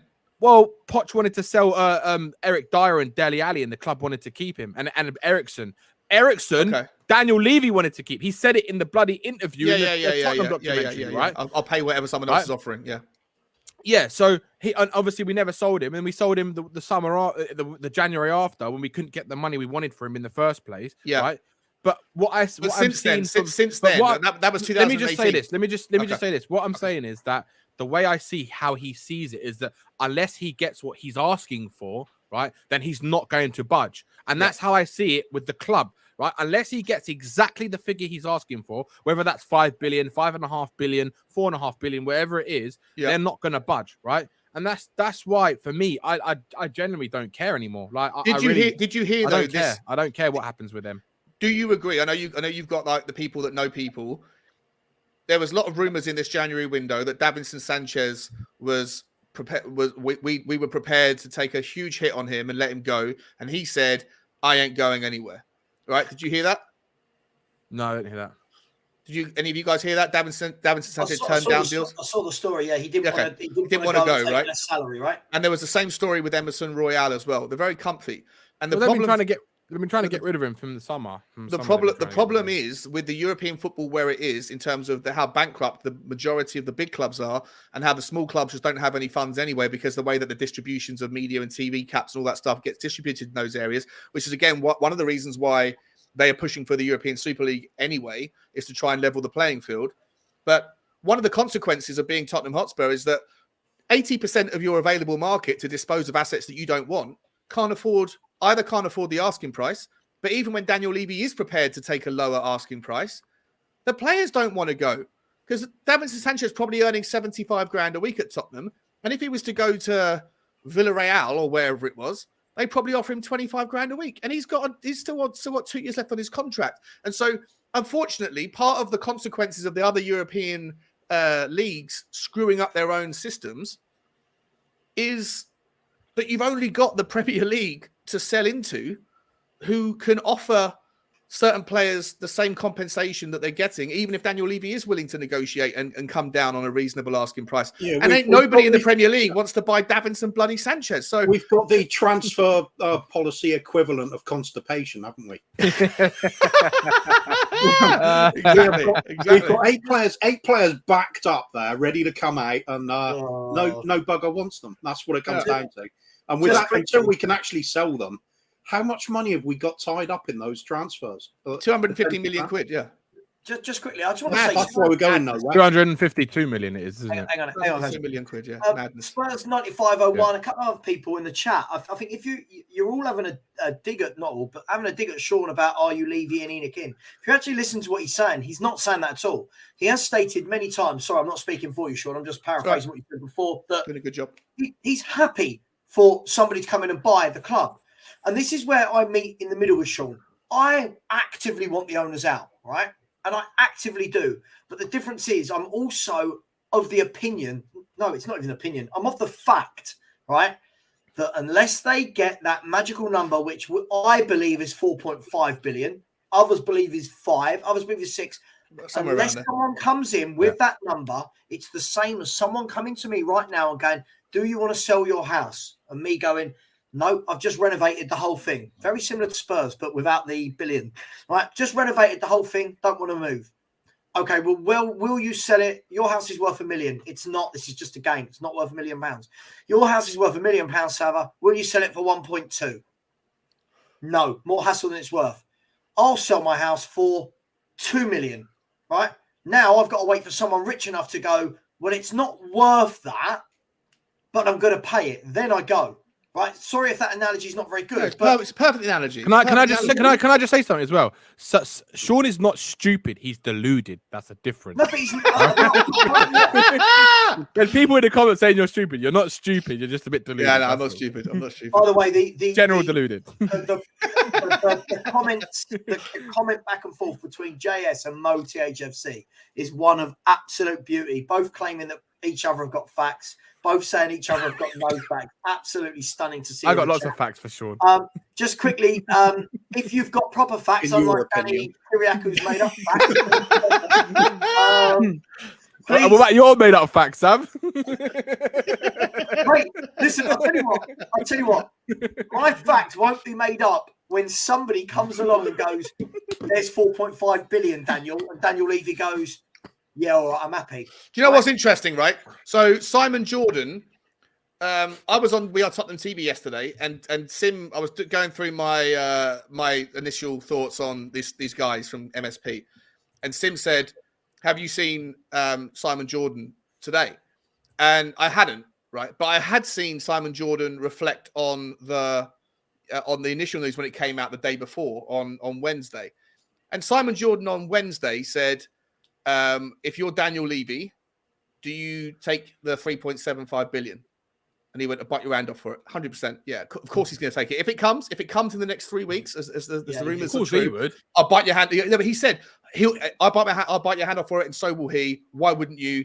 You paid 27 million or whatever it was for Tottenham Hotspur 21 years ago. You got a 1,000x return on your investment. Of course you're going to take the money. Thank you very much. Blah, blah, blah, blah. See you later on. So I said to Sim, I hadn't seen it, but I thought he was going to reference that video. And instead, Sim says, yeah, so what he said today is that, there's absolutely no chance that Daniel Levy even lets him in the side door. Oh, flip-flop. Captain Javiana. That is a fucking flip-flop. What a fucking flip-flop that in the space of 1 day, 24 hours later, he's got no chance. 24 hours earlier, I'll fucking bite your hand off, bro. Yeah, exactly. What the fuck? Doesn't that show, though, right? Doesn't that show? I mean, let's be fair. Tottenham Hotspur, guys, if we're talking honestly, was bought for 21.9 million. Yeah, 22 million quid. The fact is, 22 years later, if we're saying it's worth more than 3.1 billion, which is what I believe it works out to, 150 times return. Right. That's crypto money. That's a crypto return. But bear in mind, let's have this right. Everybody who's claiming that the bid's been rejected, there has been no bid made. Right? I think we all need to be really clear on that. All these lines are coming out with Spurs reject. Levy's not rejected anything yet. No. Right? But if he doesn't want to take $3.75 billion for this club, right, that tells you everything you need to know about, I'm sorry, I know people want to do it, whether or not protesting works, right? If a bloke coming along going, there's 3.75 billion, do you want it? And you go, nah. Why is a few thousand, it's not even that at the moment, why would a few thousand people protesting make him go, oh, actually, yeah. But you know what's sad? Like, why doesn't he want to take it? And there was even rumors that, like, on that day it all came out. Sorry. There was even rumors, like he said, oh, if there was to be a bid, then I want to be involved. No, he didn't say this, but like people were speculating, saying even if there was an accepted bid, he would want to stay involved. Right? Like if you've made 150x on your money in 20 years, and you're walking away as a 33% owner or whatever it is, 29% net owner of ENIC, you're going to walk away with a billy in your pocket. You're done, right? You're done. What else do you need to do? You sit on the beach for the rest of your life, you know, talking to whoever you want to talk to, drinking pina coladas. To me, it makes you wonder does he love Tottenham? When he said in that documentary, I want to build a home or whatever it was, like people might hate him for his, for the various reasons that you hate him. But if he doesn't want to leave, even if he's got £1 billion profit there waiting to go, because he wants to leave once he's put he gets his hand into everything involved that they're doing, so he can earn money from it and then sell the club and then make $1 billion. So $1 billion's not enough. $1 billion's not enough. Of course not. What do they always say about what billionaires want? Yeah, more. Another billion. More, yeah. Of course not. Of course not, Sean. Come on, man. You know this. You've worked. No, I do know this. I was wondering whether or not he cares more than we think he does. Sorry, Sav. Come back to the whole point, Danny, of, what I see is when people are trying to have football conversations and everything is brought back to ENIC and Levy, this is my point, is we can sit and talk about ENIC and Levy all day long, but realistically, they're here, right? Realistically, they are here. They aren't going anywhere. I don't even think, like some are saying, like you said earlier, if we went into 2 or 3 relegation battles, would he sell? Would he? If the money's coming in, Spurs fans would still go. What I was saying, Spurs fans would still go, right? Well, even if we're in the Championship next year. I'm saying, yeah, if I think of course they would. They love their club. I think they would still go. Of course they would. There'll be 80,000 but what I'm saying is, waiting list on the season. I think there'll be a lot more unhappy fans probably putting the finger more towards the board, right? That's what I'm saying, right? And what I'm saying is that I just personally, I don't think Levy will ever let it get to that stage, because the way he's managed it over the last 22 years is that he just does enough just to stay in and around that 7th to 4th kind of position, right? Yeah. We haven't really dropped below 7th in 15 years, right? So I don't think we'll ever be below that, just because he will put enough money to players just so that we can stay within that reaching distance and try get it, right? So that's why, like, for me right now, I'm with Kuva and Savva, and I couldn't care less if Conte fucks off. I think he was the wrong decision in the first place. You're with me as well, then. Say Sean, it, Danny. Say it, Sean. Danny. I'm with you as well. I've been Sean, but this is why I wanted to come on. Yeah, say the words, bro. Say the words. I did. I just said it. Say it, Danny. Say you with Sean. I'm with Sean. Say it. And the truth shall set you free. Savva was saying. I just said it. No, I'm not saying it again. Savva was saying before, right, that how my opinion of Levy is so entrenched in that opinion that I can't blame Conte. But I've already told him previously, and you, Sean, in the WhatsApp group. I know, but I'm gonna say it because people think that, right? Conte is definitely to blame for some of what's going on, right? The club are some of what's to blame as well, because obviously their poor decision making in transfers, right? You could blame Paratici as well to an extent, because if they knew, right? Yeah, if they knew that they needed to fix these defenders, that should have been the first thing on the list. We've gone 3 windows now, and we still haven't fixed the centre backs, right? Yeah. So it's a disgrace in my opinion in that respect. And that's everyone to blame. That's the club. That's Conte.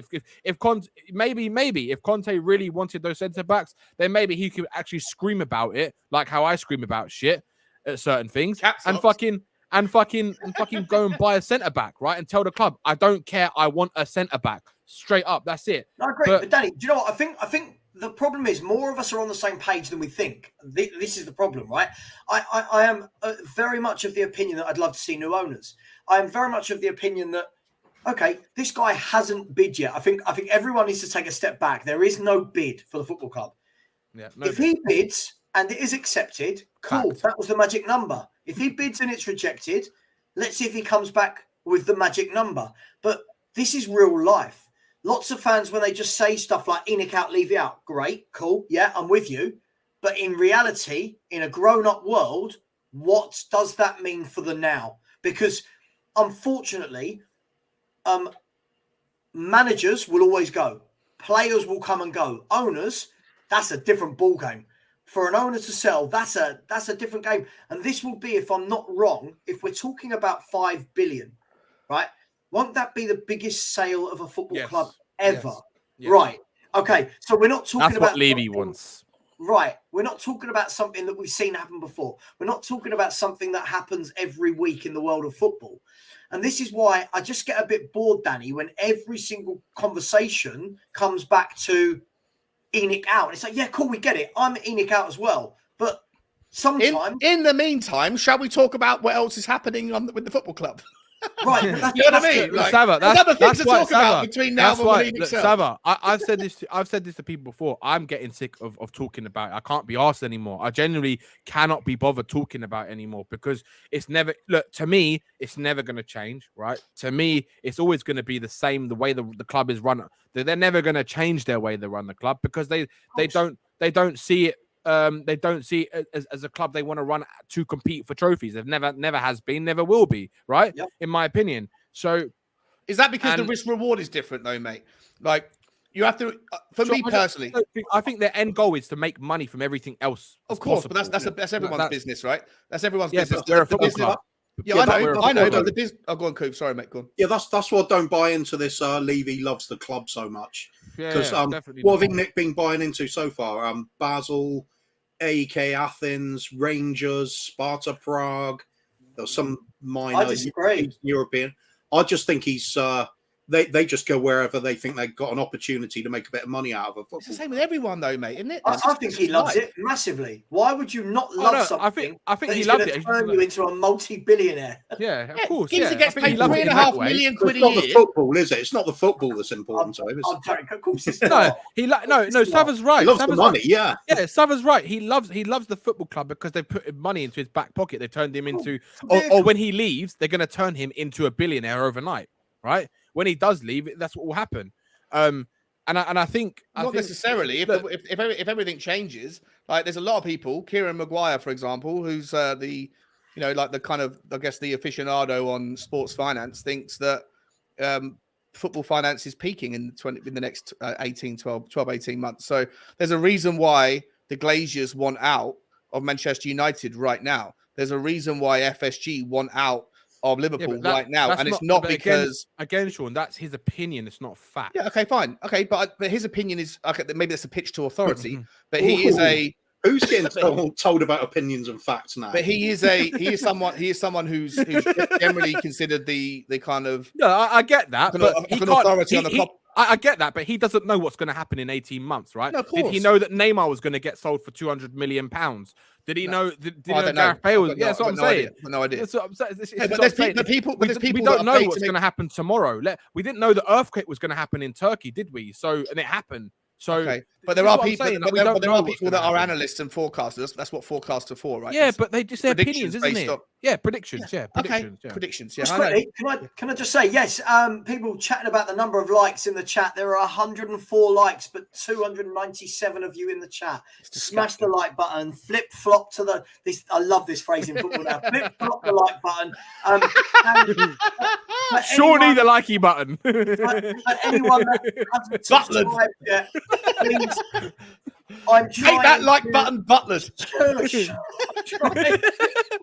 I'm trying to get to 3,500 as quickly as possible. My channel will be 1 year old in about 7 weeks. I want to get there before then. So please, if you haven't subscribed, please do. I'm 245 away from 3,500 in a year. So please smash that. Go over to Tottenham on Tour. Smash the like button for Deluded Danny. And also go over to the Spurs Talk Show. And also to Free Spurs Boys. This is what it should be. Fun, laughter. It's football, guys, at the end of the day. It's football. Let's first of all, David Clark. Listen, David Clark. I think we all know that Joe Lewis is the majority owner of Spurs. But I think we all know that Daniel Levy is the guy that runs Tottenham Hotspur Football Club.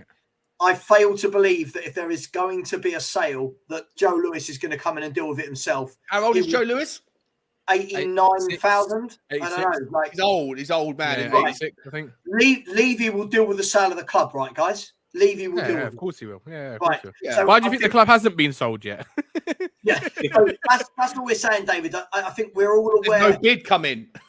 Not big enough to suit his ego. There's no bid. Well, you can't sell. There's no one to buy it. There's only talk of a Todd bid. Bowley came in for Todd Bowley came in for Had a for conversation. Spurs. Never put And a bid in. also, He had a conversation. Sean, Conversation. Bloomberg were interested in buying Spurs as well. Interested does not equate to bids. I'm interested in a Ferrari. Yeah, Doesn't but mean it's I'm like going down the dealership tomorrow. it's like saying, Sean, how much do you want for the club? Bloomberg were like, how much do you want for it? We're interested in buying it. 5 billion. Okay, then see ya. That's exactly what happens. Danny, I'm going for dinner with my wife tonight, but secretly I'm interested in going with Margot Robbie instead. You know, Have you put in a bid? Have you got a number? Give her a my call. wife would prefer to go for dinner with Margot Robbie than me. So, you know, when we look, guys, I think everyone would go. Sorry, just a second, Sean. But in footballing terms, interested in means definitely happening. Yeah. Nothing from Thinking a about, I grandfather. said this on the video I did about the bid. I was like, at the moment, guys, all they are talking about is they're potentially thinking about making considering making an offer for the club. It sounds a hell of a lot like our January transfer window. Don't get too excited by it because none of the bids ever emerge. They never materialize. Yeah, I mean, look, listen, being interested does mean it's definitely going to happen, which is why we signed Leandro Demau 8 seasons in a row, didn't we? And then sold him and bought him back. Yeah. Guys, what some of the chat are talking about is if Man United that apparently are being bought for 5 to 5.5 billion. Again, Is that dollars though? Is that dollars? Either way, even if we're saying, let's just say Man United go for £5 million, for example, the conversation from people is, are Spurs worth more than Man United? Now, I want to get all your opinions on this because for me, I think the difference is that if you're buying Man United, you're purely buying a football club. I think if you're buying Tottenham Hotspur, you're buying everything else that goes with it. Where do you guys sit on this? For a businessman, I think it depends on what they want, right? It depends on what that owner is looking for. If they're looking for purely to buy a brand and to turn the Man United into a force again, right? And they just want to pump money into the club just so they can get the new stadium or whatever they want to do, new training ground. They want to spend hundreds of millions on players, trying to win Champions Leagues, whatever it is they want to do. Then you could say that's definitely a better option. But if you're looking at someone who's actually going to make a lot of money with all the property investment that they've got coming up or about to be built and stuff like that, or the plans in place to build the hotels and the flats and the cinema and the sports center and the training ground, all this kind of shit, then maybe for a businessman, they're looking at that as a potential bigger revenue that they can make from everything else other than just the football side of things. And that's what I think. If you're looking at it depends on the type of businessman that's buying the club, really. It depends on what they want. Because the rumors are, I mean, you guys correct me if I'm wrong, but the rumors are that the group that are who's interested in Spurs, they're also interested in the property side of things. So you've got someone. So that's what I mean. That their intentions maybe for football as well, but like Sean was saying, that it could be Daniel Levy 2.0. So what would happen, Danny, for all the die-hard leaving in account people that can only talk about that for 24 hours a day? What would happen if these owners came in and ran the club in exactly the same way? Daniel Levy. With Levy as chairman. And took dividends. And took dividends, God. right? And also took dividends and also leveraged debt against the club. Guys, you have to laugh it's like well, I said I want to roll the dice. Doesn't mean you're gonna win, does it?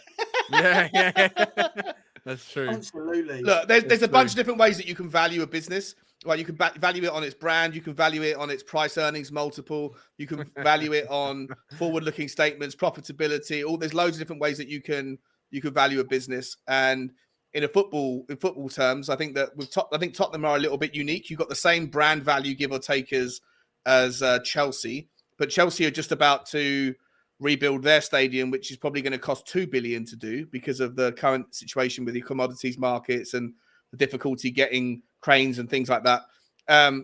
Tottenham have the property side of the business that they don't have. Margot Robbie's in that biz. Crack-a-lacking, Margot.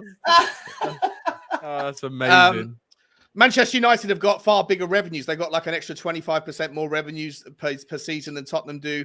They're more profitable. They've got a far bigger brand, far bigger global reach. But whoever buys them is inheriting a house that's in disrepair, right? Depends what you want as an owner. Do you want to step in and fill the pretty house with furniture, or do you want to rebuild the house? And it depends whether you're interested in property or not. Depends on whether you want immediate success or you want to fight to try and compete.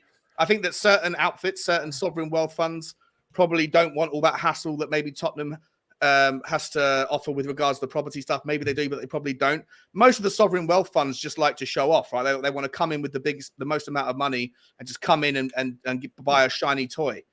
With Tottenham, there's more to it than that. With Manchester United, there's less to it. So depends on what you want and what your owner's ambitions are. I'd love to see, if we're going to get anybody, I'd love to see like some sort of sovereign wealth. But I don't know how many of them are left. Saudi Arabia's done. Qatar will be done. Dubai will be done. Like I said earlier, the Sultan of Brunei is probably one of the last remaining kind of emirate areas that I don't think is associated with any kind of football team. I could be wrong about that, but I don't want private equity, man. I don't want it. I don't like it. I think it's got so much risk associated. That's my take. Well, that's killed it. I think Savva's just gone off to reassure the missus that it isn't really Margot Robbie. Yeah. Savva's just gone to knock one out. He's He's taking a screenshot. He's going, I'm going back in a minute, boys. Go to the bathroom. That are there on the screen. That's the Robbie, isn't it? It was meant to be a heart. I was getting a protein bar actually, but yeah. I'll bet you were. Is that what you call it? Yeah. Yeah. I mean, this is the best fake account I've ever seen. We used to call those soggy biscuits, didn't we, Coop? Sure. I'm Sean. I definitely agree with you on. I definitely agree with you on that, on the wealth fund thing about who you'd want as your owners of the club. I think that's probably the best case scenario for for Spurs fans. Because then they're just going to pump money into the club because they just want, like you said, they're just doing it to show who's got the biggest bollocks, isn't it? Really, that's what they do. Yeah, all they care. It's a shiny toy for them. Yeah, right. That's it. But I don't think. I'm not sure that's too appealing for Tottenham.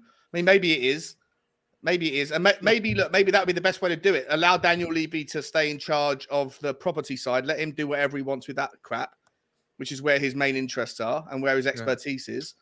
And let somebody else come in and do the shiny new toy thing. But with the sustainability rules changing over the next 3 years, don't know how much longer there is for this concept of like new money just coming in and just doing what Abramovich did, doing what the Glazers. Well, the Glazers have done it a different way, but like the kind of, or the guy at Man City is a better example. Like spending absorbent money.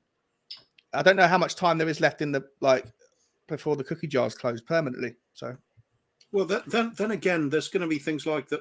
Let's face it, this Super League idea is going to happen at some point. Yeah, of course it will.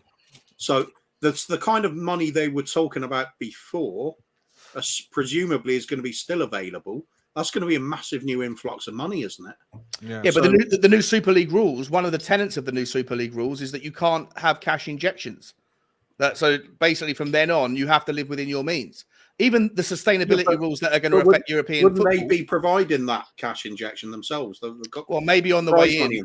Yeah, maybe on the way in. But in terms of how it doesn't add up to me is like if you can't have a team that is allowed to operate with cash injections in their local domestic league, but then also at the same time have to stay within their own means, like make ends meet in the European Super League, which is one of the tenets. One of the tenets of it is saying that you can't have any more money coming in.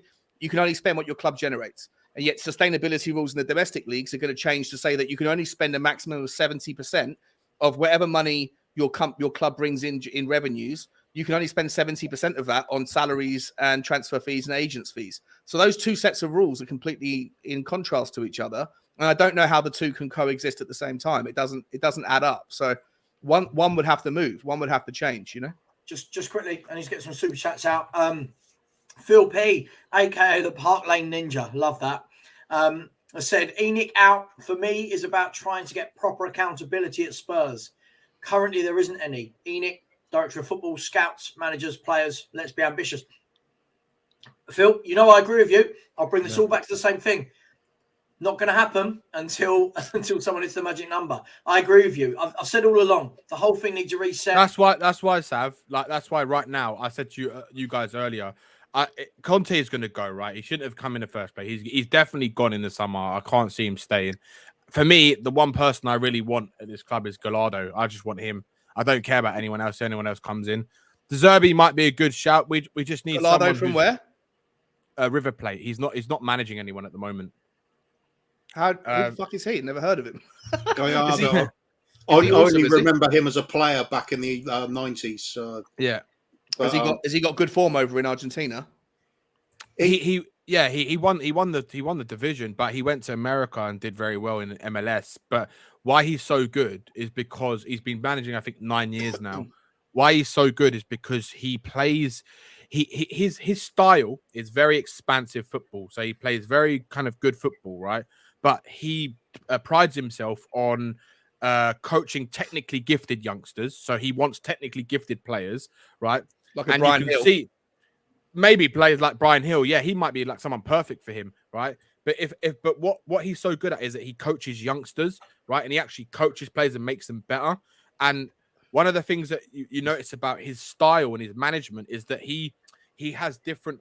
He actually used this word when he talks about his formations. He uses different formulas, right, in game and for different opponents depending on who they're playing. So he changes things up depending on the moment of the game. So he's not afraid to change formations and tactics based on who we're playing, but he will still try and keep the same kind of like style of football essentially. And he's also a manager that is not going to cost a lot of money to bring in. Right, he's not being managed. He's not managing anyone at the moment, so he's essentially a free hit right now. He hasn't experienced like Europe's top 5 leagues, so he's a bit of an unknown, and it would be like a big gamble. But I mean, what more do we need right now? Because at the moment, like no good manager is going to work at this club, and you want someone who's going to play the right way of football. If people are going to want that, I'm not saying we're going to. Somebody's just said it in chat as well. As the point I was going to make, he's basically a student of Bielsa. He is in that style of football. Yeah. So we really need to know rather than that long speech, Danny. But carry on, mate. Yeah. It's spot on. It's spot on. No, I'm explaining. People don't know who Gallardo is. So I'm explaining who he is and what his style is. Right. So there's a lot of people who don't know who Gallardo is, and I personally think he would be the best manager for the way Daniel Levy runs the club. They don't spend a lot of money on players. And the type of players he wants, I'm sure that they're very, very attainable for Spurs. So why not take a punt? We're not gonna compete for trophies. So, like you said, Savva, we might as well get someone in who's going to play a bit better football, get rid of some of the shit we got, and maybe bring in some youngsters and coach some youngsters. That's all I want. Just quickly, JS has said, "Careful what you wish for. Better the devil you know." JS, I think that's a motto for life. But listen, I think it's at the stage where so many people would rather just chance their arm with anyone other than Levy. But you were agreeing with me, Danny. I guess we'll have to see. I agree with you on the Conte, but not on Levy. We've had some suggestions for manager. Someone suggested Adam Johnson because he's good with kids. What about Gifford Sigurdsson? He's probably a decent shout as well. He's good at talent. He's good at adopting that talent, isn't he? Yeah, I think this is an interesting one where DM is saying no manager gets the time now. That's true. I think this is true, but for me, it's about the time for what. For example, like no manager gets the time to what. A project, he means. But depends on the club. You look at Leicester; they stuck with but Leicester aren't trying to compete for top 4 every year. No, but it would have been so easy. So many other clubs instantly sack their manager if they go to the bottom 3 or something. You even see that with non-ambitious little clubs. Leicester, fair play to them, sticking with Brendan Rodgers through a difficult period. What I liked about what they did is they were really open with it. They said, "This is where we are. This is the state of play." The fans accepted it. By and large, anyway. Of course, you're always going to some fans will complain, but they knew the score. It was going to be a difficult little time well, the finances were really hurting them.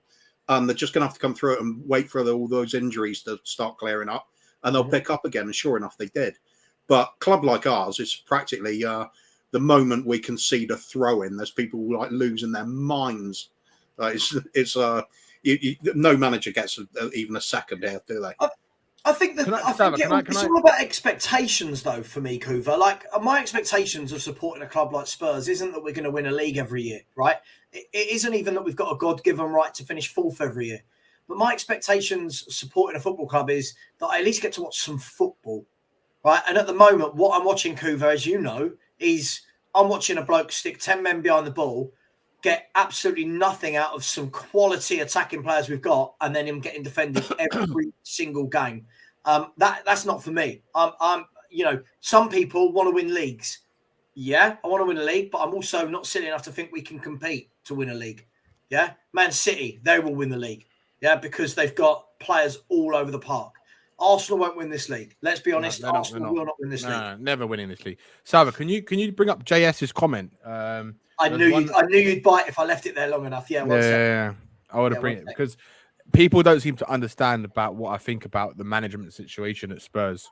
Yeah, this comment, right? So the reason why I want Conte to stay, right, is because when he came in, I was, like a lot of fans, very hopeful that this is the start of something, that we can go and win a trophy under a manager who is very ambitious to go and win a trophy, right?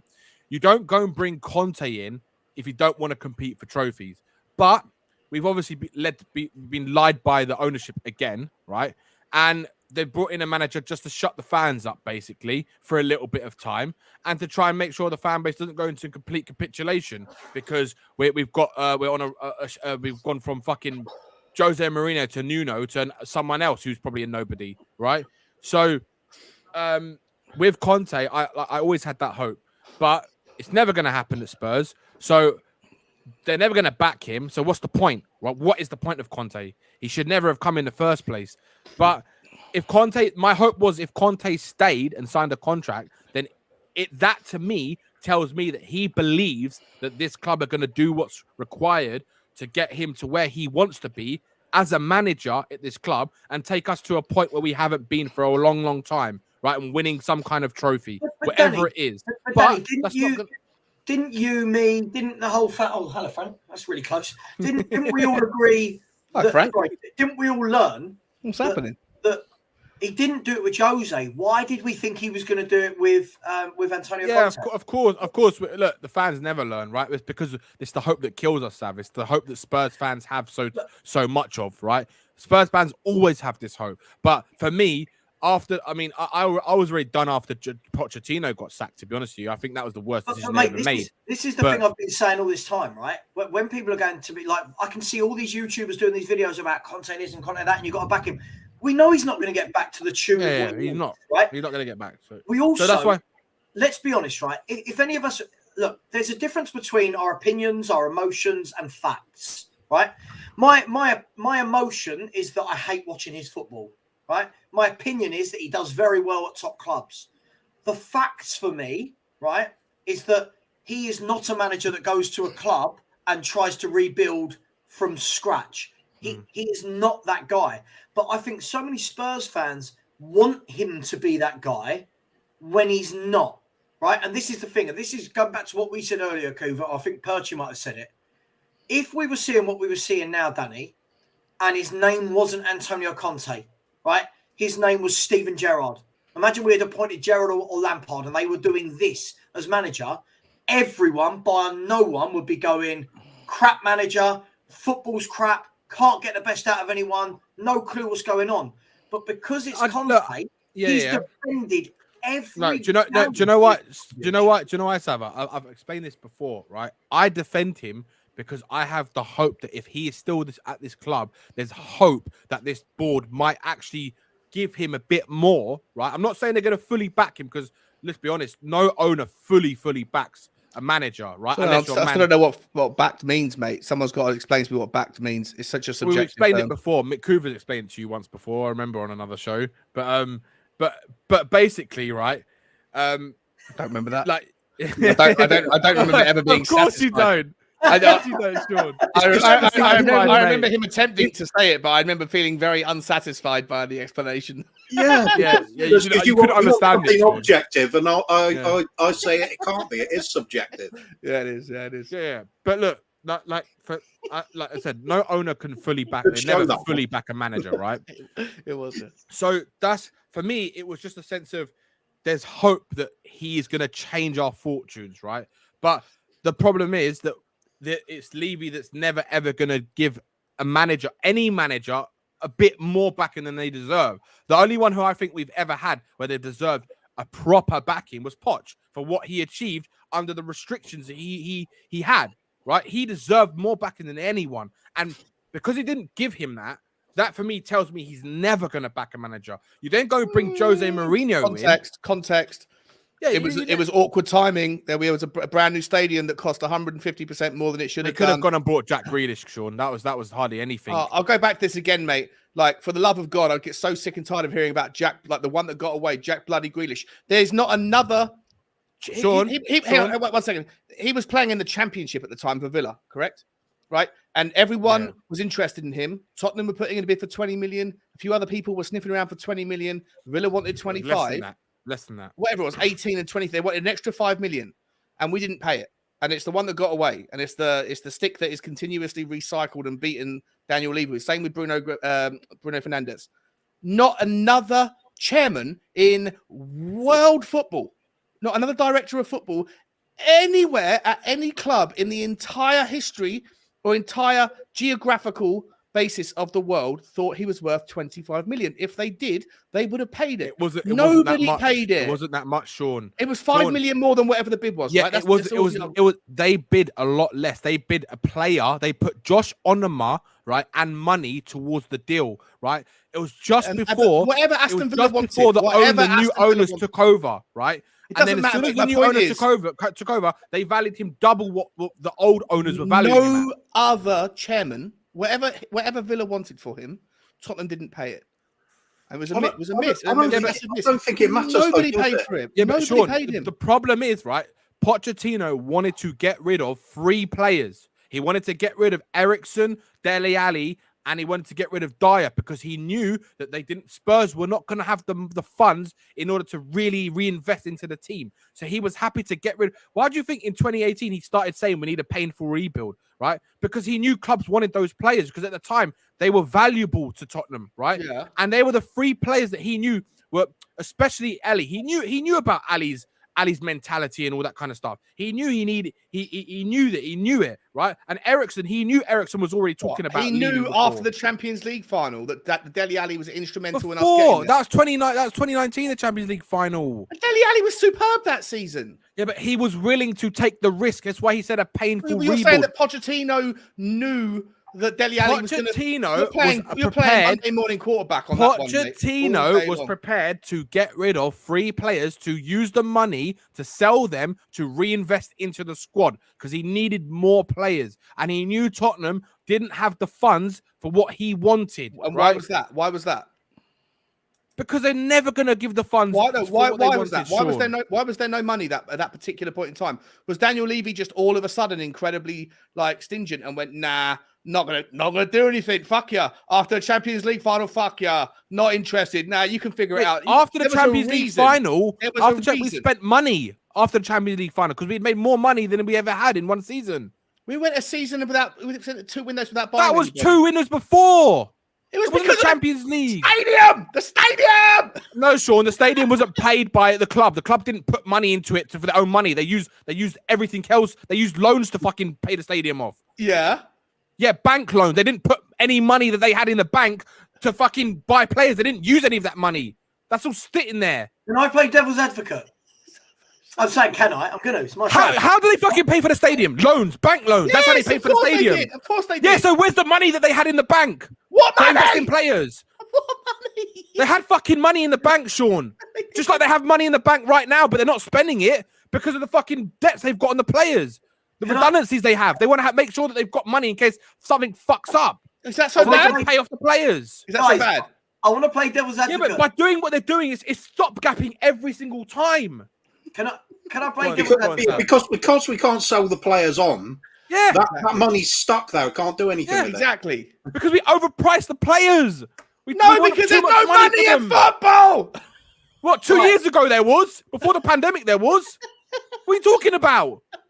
And just Mate, because it's go on, fun Savva. throwing things at Shawnee as well. 2018-19 season, I think Dele Alli was well in decline that season. Well, the season we got to the Champions League final. Yeah. Nah, disagree. Right, guys. Let me just devil's advocate. Just asking a question here, right? So for every Jack Grealish we didn't get over the line, Daniel Levy did pay 60 odd million pounds for Tunga and Ndombele. Now this is the thing. At the time, For Poch. right. Here's the thing, right? All I ever heard was, I'm just sitting on the fence, right? Was Poch wasn't backed. He asked for a painful rebuild, which for me, he asked for a painful rebuild from something that was never built, but asked for it well too late when he started doing badly. But that's neither here nor there. He asked for a painful rebuild. Then he was given a window of 150 to 160 million, right? And I remember at the time, everyone telling me, these are the four he wants. He wanted the two young ones in Clark and Sessegnon, and Ndombele and the Celso were going to revolutionise our midfield. So he was backed that season, in your opinion, Savva. But this is why I find the backed argument. Don't get me wrong. Right? I'm just sitting on this is the whole backed argument. If we're going to use times where we didn't get a player over the line, what about the time when we did, i.e. in the summer? Who wanted Richarlison at 60 million? Not me. Did Conte want him at 60 million? I don't know. Someone wanted him. I don't know. I didn't. Did you? Someone at the club wanted Richarlison at 60 million. Now, for me, if Antonio Conte had said, I don't want that at 60 million, I want a centre-back at 60 million. And if Spurs didn't pull through on that, that for me is where I turn around and go, why did you not walk then? Right? That's it for me. If I'm not saying he's been backed, I was the first one to say it. You guys all know I said it all summer. Crap window. But the problem is, Conte came out at the end of that window, and the only signing he called out, the only one, right, was Jed Spence. Right? Now, all of the players, this is my other argument with the whole Conte back thing. Any player that works out is a Conte signing. Of course, 100%. 100%. Any player that doesn't, he didn't want it. Wasn't backed. 100%. So It's Harry hindsight, Savva. It's always Harry hindsight. If Porro doesn't work, guys, Hang on. How can it be hindsight if we had the conversations before these transfer windows and then remember rating it after each transfer window? Yeah. It's an ongoing thing, isn't it? It's not all hindsight. But I think you have to make the stake. This is why I always talk about when it comes to back. I'm not sorry, Savva. Finish your point, man. I'll come back to Kuva. Sorry, mate. I'll jump in as well. That's all I'm saying. Listen, I agree. I don't think any manager's been properly backed to the point of winning something. But when we say a manager's not been backed, I always ask the question, backed for what? So for me, this Spurs squad should be finishing top four, right? This Spurs squad, if Newcastle finish in that top four and Spurs don't, there is no excuse as to why Newcastle could, from where Eddie Howe picked the club up to where Conte was when he picked Spurs up. That, for me, is where it doesn't work. But if you're asking me, was he backed to finish second or first? Of course he wasn't. Yeah. Of course he wasn't. But this word backed is very, very subjective for me. Very subjective, and that's for all managers. Super subjective, and I also think that the conversation about whether someone was backed or not, even the term "backed" is past tense, right? You're looking backwards. There's a couple of trolls in this group that are saying the same thing over and over again. Margot Robbie said. Anyway, do you know what? Do you know what would make my day? Margot Robbie, if you just stick in a super chat, I'd love that. Listen, I think that the verb "backed" is naturally past tense, right? So people look back. For me, I think that the conversation about whether someone was backed or not only ever comes up if the team is struggling. If Tottenham are first, currently where Arsenal are, had a fantastic season and are now starting to fall that dip off, to fall back a little bit, similar to the Jose Mourinho season when we were top of the league until Christmas time, and then we lost against Liverpool last minute or whatever happened in that game. I forget. I think we lost last minute, and then we declined. but nobody was challenging whether Jose Mourinho was backed or not until after the fact. Because when you're doing well, no one's got anything to complain about to the point where you're going to challenge whether the owners did what they needed to do. It's only a conversation when things are. Hang on, let me finish, mate, and I'll come back to you. It's only a conversation when things aren't working out, and then it's also only a Harry hindsight thing. To me personally, I believe that let's imagine that Conte is still here in the summer and he's going to carry on. I think you have to stake your claim.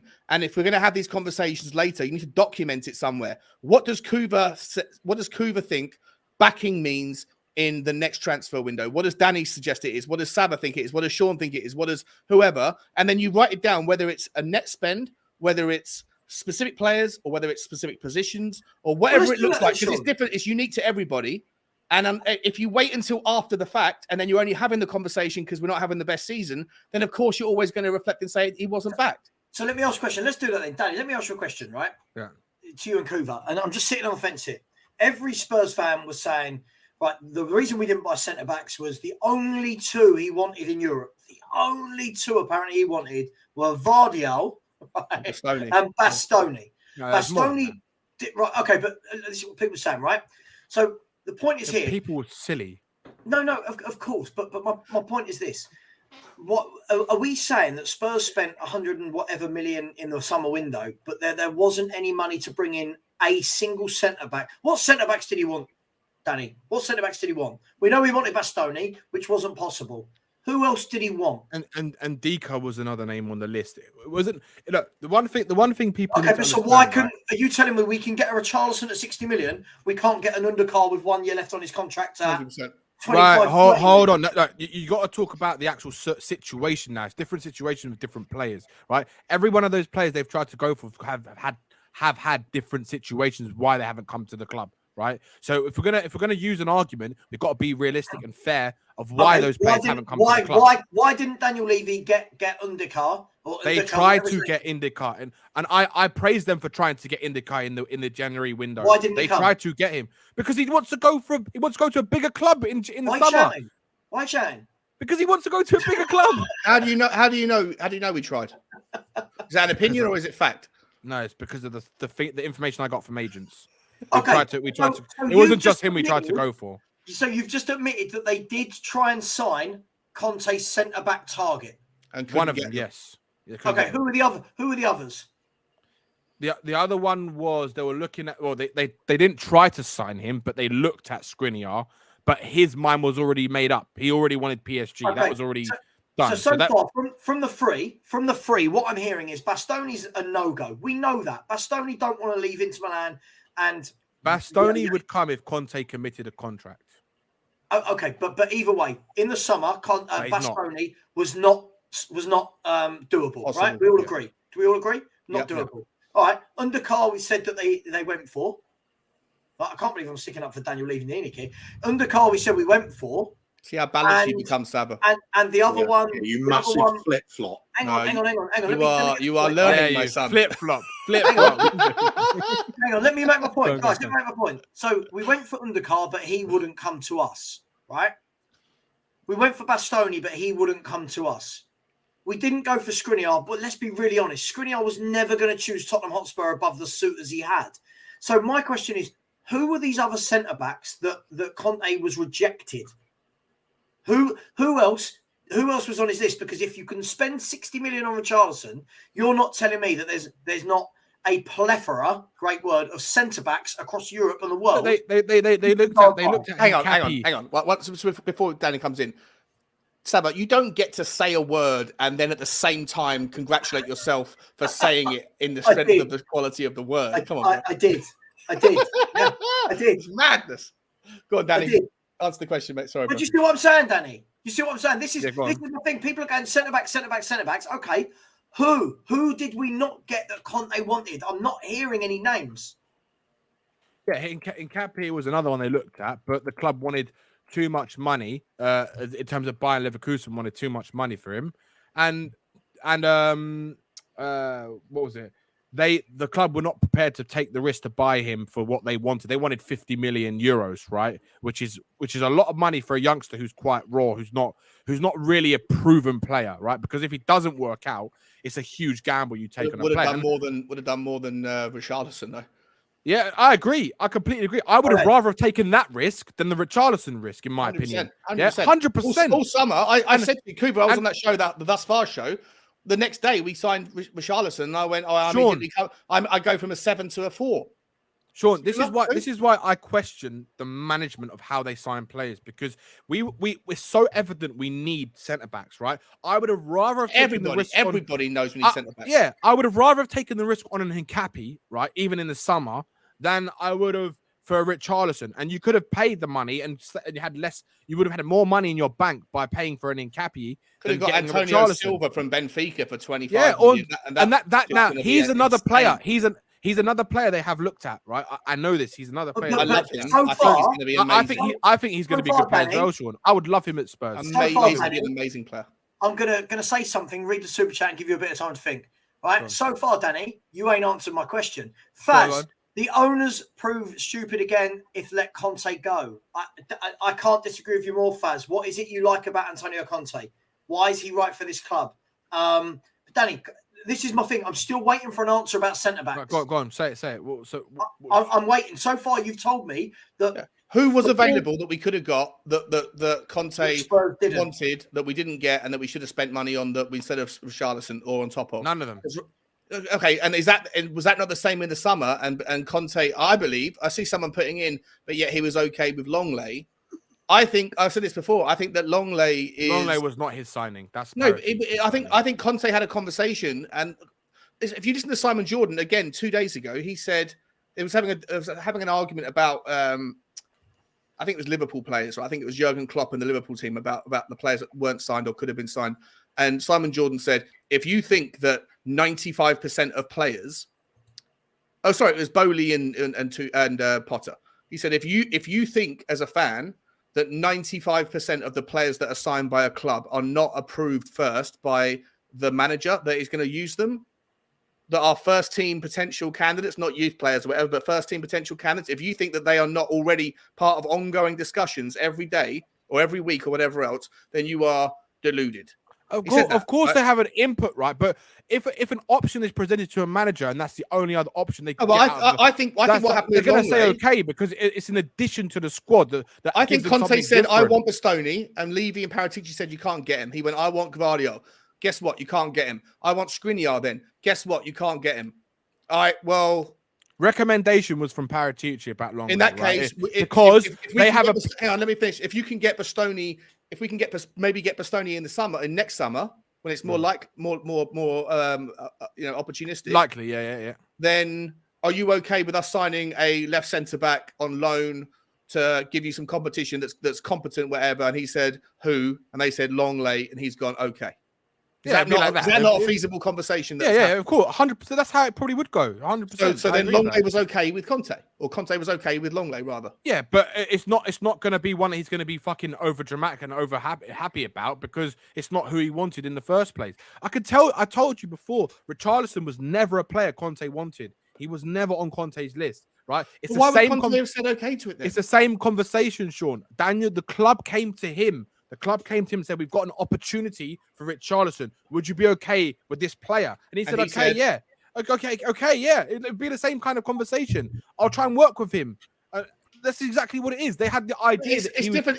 Longley is like a 12-month costless thing on the basis that the player that you really want isn't available now.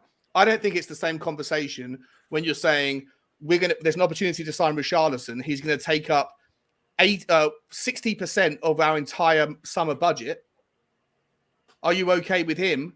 I don't think Conte says okay to that because the players that he wanted would have cost more money. That's why we didn't go for any of the players. I'm sorry, I don't believe that. I think you have to. You believe it then? Because I don't know why you wouldn't believe it. Why would Spurs spend 70-80 million pound on a striker? They're not going to do that. Just quickly, not without Conte's approval.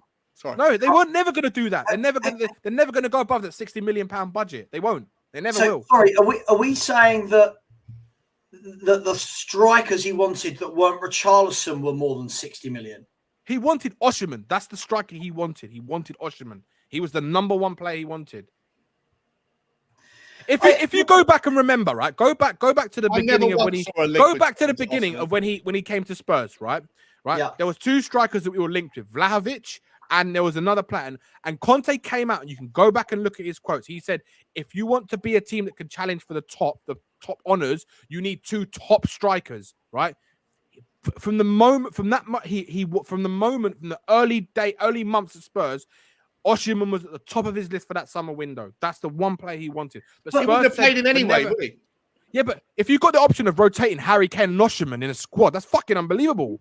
I don't think Harry Kane gets rotated because Harry Kane says, I don't want to be rotated. I think he has player power. Yeah, but even if you play in a 3-5-2 system, which what Conte would love to play, right? You play Osimhen and Kane. If he wanted to play a 3-5-2 system, then why did he turn down Ericsson? Ericsson was there. And we didn't go Ericsson wanted a 3-year contract. Spurs were never prepared to pay a 3-year contract. They didn't want to pay that money for a 3-year contract. If he would love to play a 3-5-2, and he's got Richarlison, Brazil's number 9, and Harry Kane, England's number 9, on his books, why have we not seen it once? Because he doesn't have the midfield to play a 3-5-2. Why does he not? Savva, we haven't got a midfield to play 3-5-2. He never asked for a creative. Hang on, Sean, hang on. Why? Why don't we? Because look at the players we've got. Okay, hang on. Why can't he put Richarlison and Kane up front and stick Decky in the hole behind them? Why? I don't know. That's not how he plays. You just asked for he said you wanted to play 3-5-2. He doesn't play with an attacking midfielder behind the strikers. Yes, he plays three midfielders. Not always at Inter Milan. No, not true. Not true. At Inter Milan, he played. Well, that's a question you have to ask Conte, not me. But this is the thing. If we're saying you just made the claim that his ideal formation is 3-5-2, Savva's just offered a scenario where you can play 3-5-2, and you said he would never do that.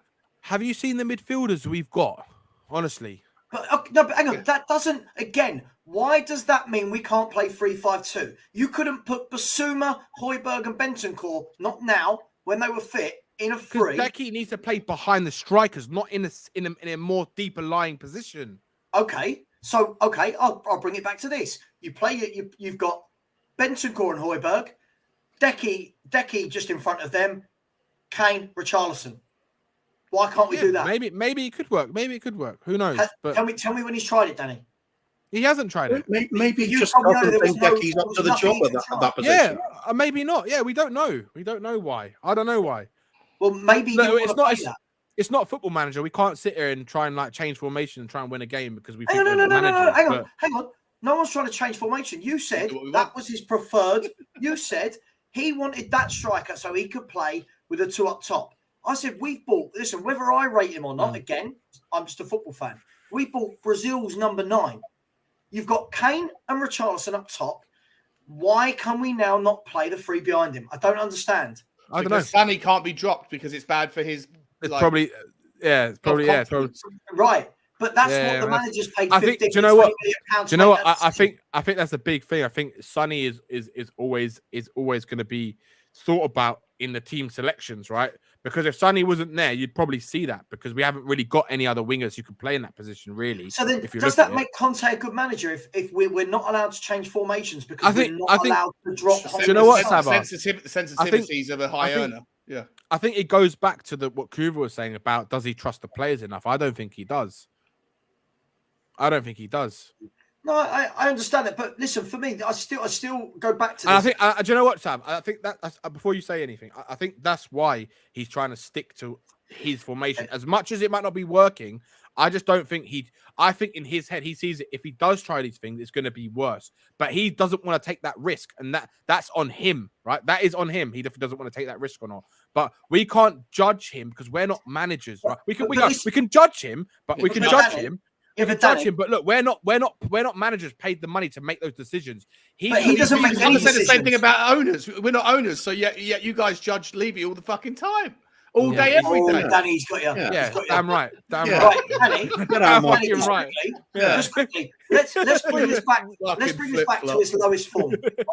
When we talk about So far, the names I'm hearing that Antonio Conte wanted, when we're looking at the names, we're looking at Vardiol, Bastoni, Osimhen, Lautaro Martinez. Can you please offer up, even if Daniel Levy went and paid the 70, 80 million it would cost to get a Martinez, why on earth are they joining Tottenham Hotspur? Yeah, they're not going to join. Which tells me Conte's not the right manager because he wants players that aren't Tottenham level. Yeah. Yeah. Right? Yeah, because he wants to take us to that level. That's the thing. I hear you. But if I'm Osimhen, right? If Tottenham Hotspur come in and I'm Osimhen, one of the top goal scorers in European football, my team's winning the league, right? And Tottenham come in for me, I'm going to and let's say I do want to leave. I'm going to my agent and going, I'm open to leaving, but can you put my name out there? And the moment Osimhen's agent says, right, Osimhen's available, Real Madrid, Bayern Munich, blah, blah, blah, blah, blah, blah. This is the thing for me. So if Conte can only operate with the very elite players, I go back to what I say every single show. He is not the right man for Tottenham Hotspur. Yeah, we know this, Sav. We know that. We know that. We all know that. But so let's get Conte out then.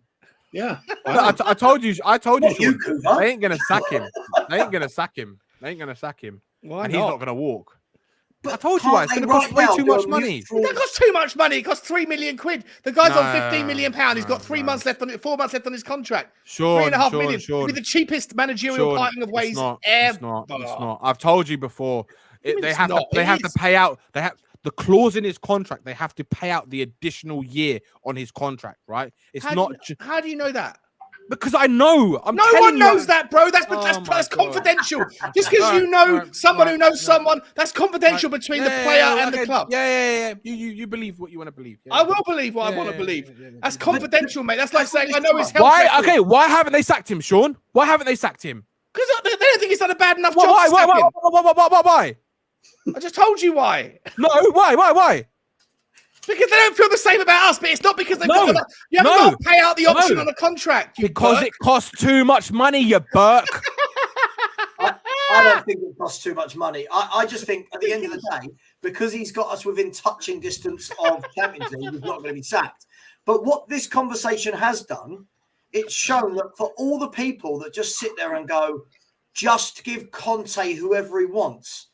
Danny, you've said it, and I've said it in two different ways. You've said it because there might be players who are not available, right? I've said it in these players don't want to come to Tottenham Hotspur. So when people are going, he wanted Bastoni, get him Bastoni. All right, but if Bastoni doesn't want to come, that's then when Conte and Paratici between them need to go, right, how can we be clever in this market? Who can we get? And if Spurs can't even get an Ndicka over the line, that worries me. Yeah, because the player, as far as I'm aware, right? Or let's go with Sean's favorite word, allegedly, right? That's my favorite word. Is, but he wanted to wait until the summer because he feels, or their camp feels, that he can get a bigger move with a bigger signing on fee to a bigger club.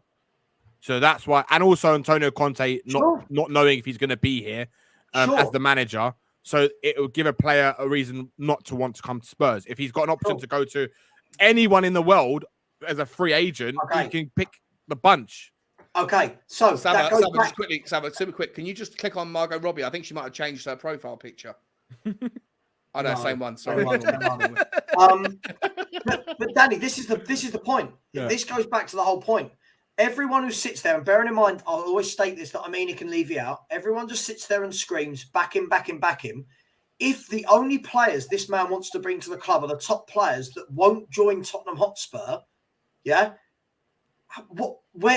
something's got to give. It's catch-22. I only want Osimhen. Okay, we can't get you Osimhen because Osimhen's not going to join us, and they want 80 million. Okay, well, we'll get you Richarlison. Yeah, I'll have Richarlison. Right? If he didn't want Richarlison, he should turn around and go, no, I've got no interest in playing him. Surely, I've got no interest in playing him. So it works both ways, Danny. This is why the whole it's become vitriolic. The whole Enoch out, Levy out. Yeah, I agree with you. But at the end of the day, I was told Antonio Conte was standing up to owners, but yet has allowed Longley on loan. Yet has allowed Richarlison. I've allowed Jed Spence. I told you in the summer, I said to you, If that man gets up and walks away in the summer after that window, I turn around and go, maximum respect, my man, because you're saying, up yours, I didn't want these players. But he didn't. Yeah, I He came agree. out and only talked about Jed Spence.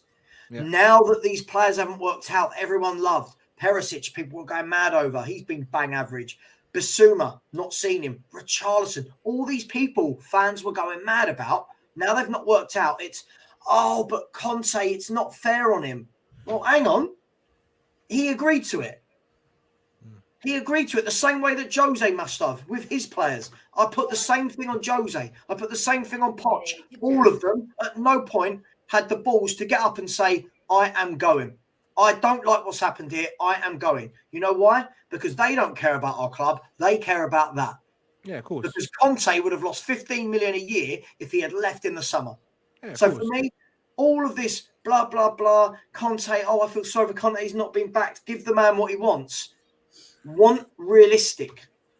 Stop wanting things that aren't achievable at Tottenham Hotspur. And if you do want those players, then it comes back full circle. He's not the look, Savva, the players, the players that two of the players he wanted, right, in the summer were two players that were like past their best, right? He wanted Bonucci to be that player to play in the central of the fence, and he wanted Ashley Young.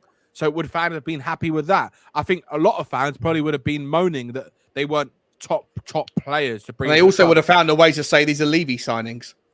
Yeah, they probably would have, right? But but the thing is, you have to think about it. Those players, Perisic, Bonucci, and Ashley Young, are all players that he managed before and won trophies with.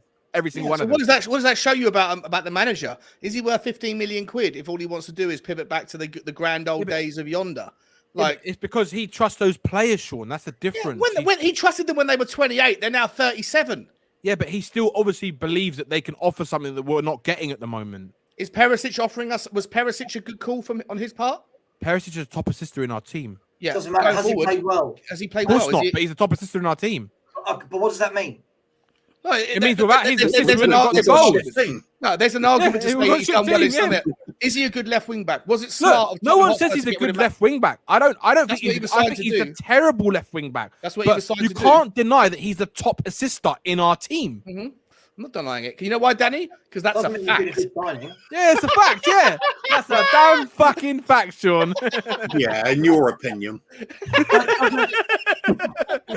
Doesn't mean he's been a good signing. For me, I think half the problem. Of course in our not, team is but the fact that Perisic plays week in, week out. If I'm honest, doesn't do anything. Maybe. Look, all I'm trying to do is sit on the fence. I think it's very easy that we just go give him what he wants, But so far, all I've heard is that he wants unrealistic targets. Well, not really. There's a balance of the targets he wants. You haven't mentioned a single name of a player that he wanted that was realistic. Can you name a player he wanted that has gone somewhere else that aren't as good as Tottenham? Great question. Go Say that again. Go. Nate, can we name a player that Conte's wanted since he joined Tottenham that we couldn't get, but he's gone to another club that we can match? I.e., I don't mean he wanted Ruben Diaz, who ended up at Man City. I mean, did he want that striker that went to Juve? Vlahovic. I think he might have been on. Vlahovic never wanted to leave. Vlahovic turned down Arsenal. He took 50% or 40% lower salary at Juve than what he was offered at Arsenal to stay in Italy.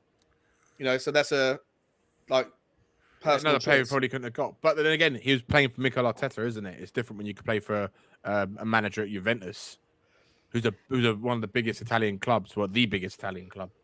It's a good question, Savva, and I think you're right. I can't think of a single player that we were linked with that went elsewhere. Right. So, for example, if he wanted Undercar, and Undercar had ended up at Arsenal, who didn't have Champions League football in the summer, I turn around and go, "Hang on, what's going on here?" But so far, I've not seen. Maybe the Japanese kid who plays for Arsenal, Tomiyasu. Maybe that was one, was it? We were linked with him, weren't we? I can't imagine that being a Conte sort of signing. No, that was the year of Emerson. That was the player we wanted before. That was under Nuno. Nuno, was it? Okay. But this is the thing. I'm just trying to bring a little bit of perspective to this conversation. Yeah, good. Great question. You know, if someone turns around and says, "Oh my God, Savva, we wanted," and I don't mean who we wanted as fans, by the way, because that means nothing.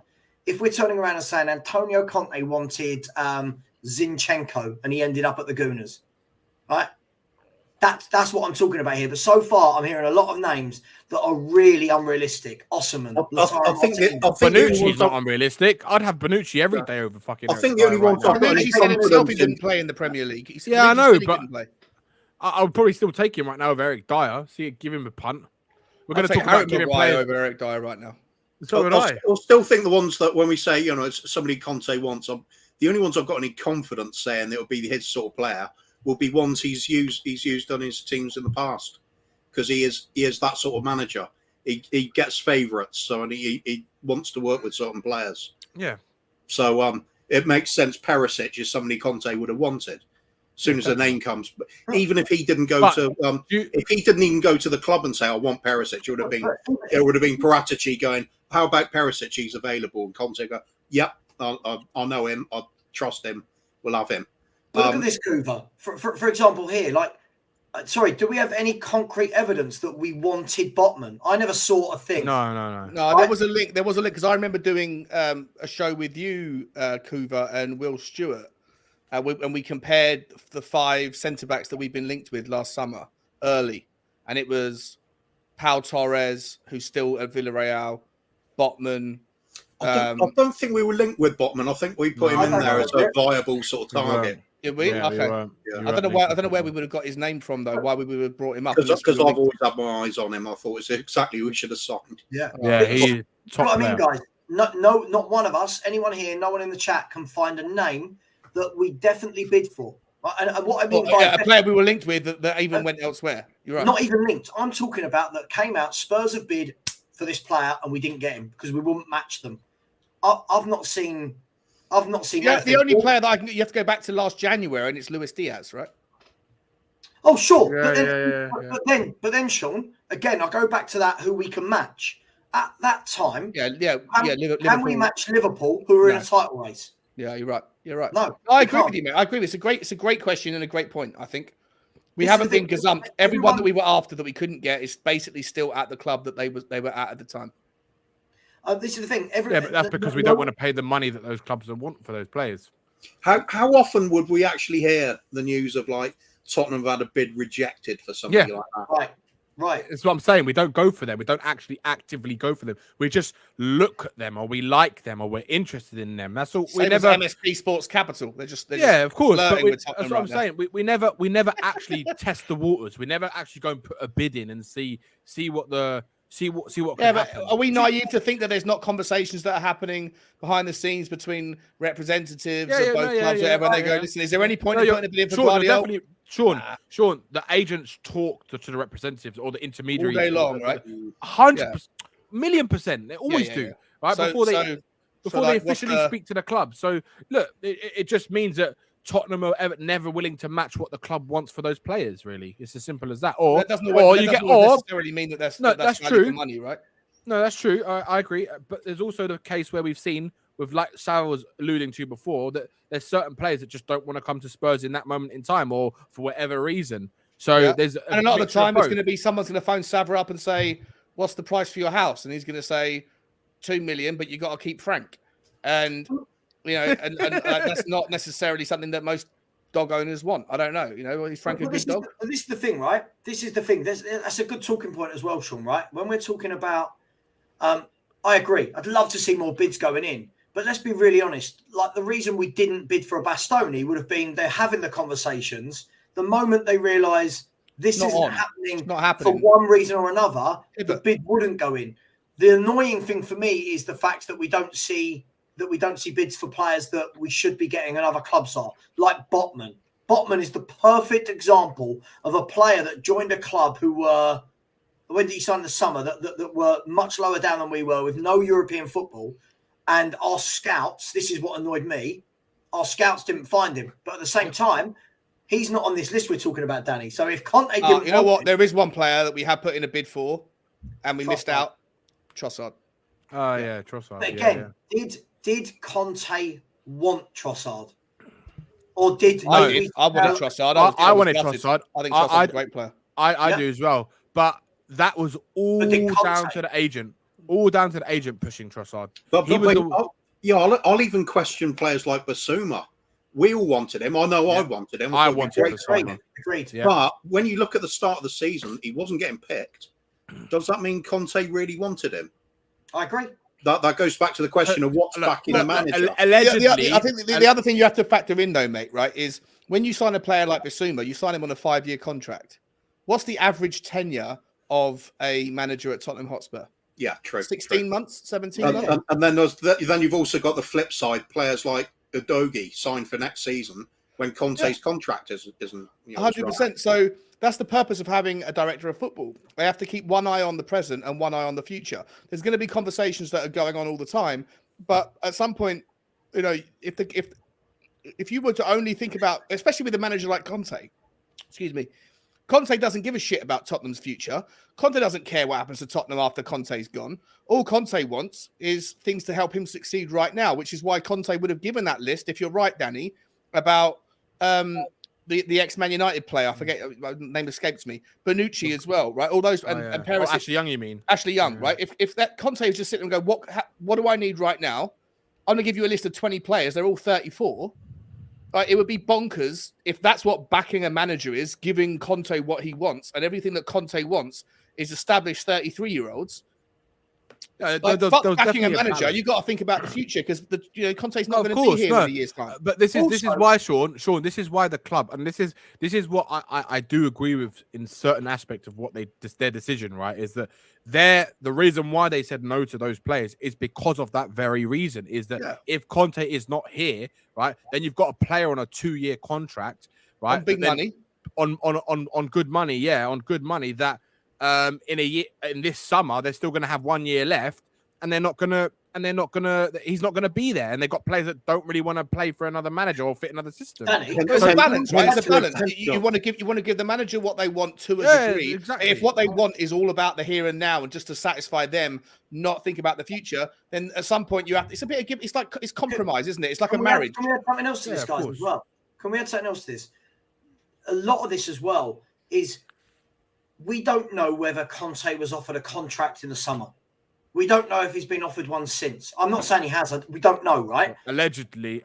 Right. But let's just say, I'm just going to play hypotheticals, right?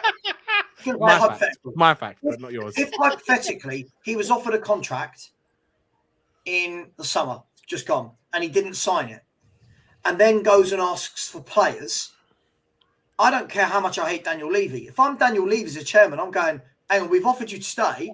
Why am I going to go and get you Bonucci? Why am I going to go and get you Ashley Young? Now, I'm not saying that's happened, by the way. I'm just trying to throw some things in there. Probably the same with this window, right? What I would love to know from the club, and we probably won't know this until he's left the club, is when was a contract offered or has a contract been offered? Because if a contract hasn't been offered yet, you have to ask yourself, has Conte alluded to the fact that even if one's offered, I won't sign it, or they just don't want him?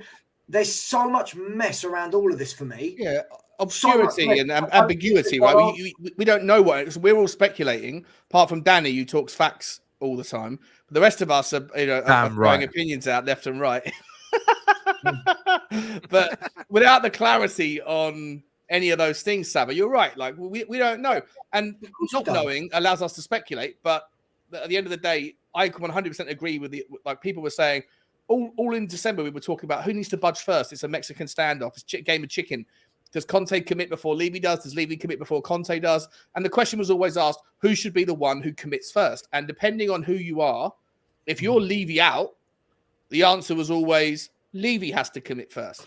And if you were someone that wasn't Levy out, then you were saying probably Conte needs to commit first, because why is a chairman going to drop the money? And so it all depends on your particular stance, but your opinion is shaped by your taste or distaste of the ownership's history.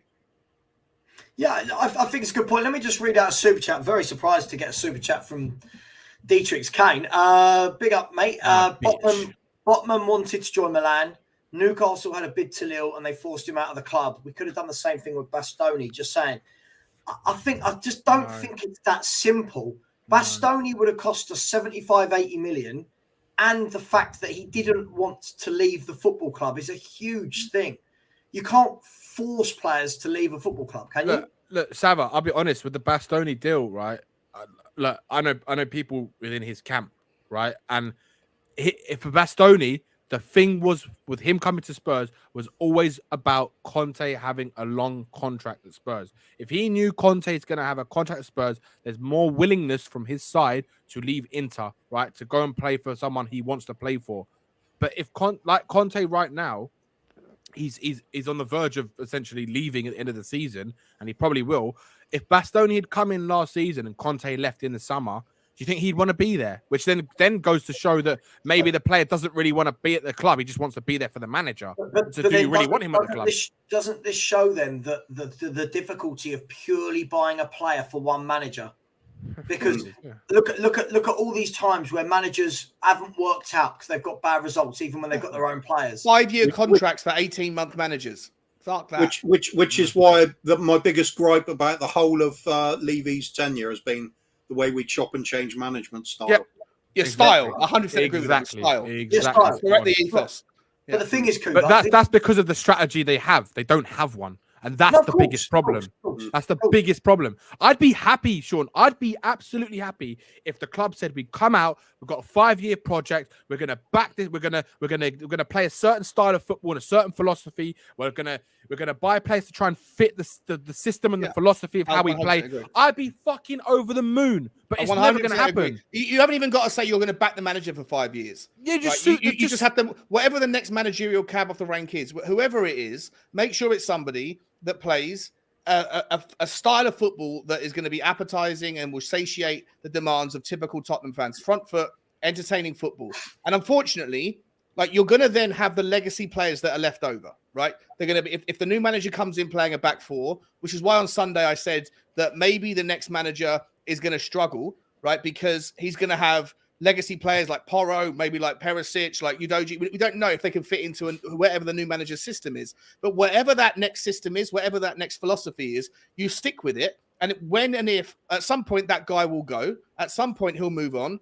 And then the next manager after that, and the next manager after that, and the next manager after that, all of those people have to play to the same philosophy. And ideally, even a similar style of football, so that then you spend less money having to replace the square pegs for the round holes on the players, which is the biggest outlay, right? But obviously, the first manager that's going to be a part of that new ethos, is going to have to inherit the legacy players that may not necessarily suit. So there's going to be some disruption there. But as long as whenever that guy, you try and build a team for him, and whether it works out or it doesn't, the next person comes in, and then you make sure that the next players you're buying all are suited to that same style. And eventually you will have a system where when the 20th manager comes in, you don't need to buy him 15 new players to rebuild his squad like you do with Conte. You just need to add 1 or 2 new bits of quality as aging players move on. Which should easily be doable, or even on our current financial restraints. 100%. Right.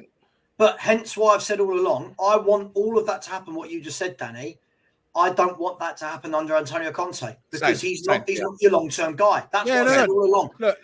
Hang on. So when I get people like Faz in my chat every time going, "Oh, losing Conte would be the worst thing ever." Conte has never been at a club longer than 3 years, but we want him to stay here and oversee this project, which is going to take years and years and years. And he plays an awkward formation, Savva, right? Of course, 80% of managers do not play a 3-4-3. Can I ask you guys a question, right? Like, because this is what I think there's a lot of misconception about why fans want Conte, right? Because let's understand the point. Conte doesn't play this amazing football, right? He plays good football, but when he has top players playing with him, right? When he has top players he's managing or coaching, right? Yeah. Because he doesn't need to coach them as much as the players that need more coaching, right? So let me ask you a question.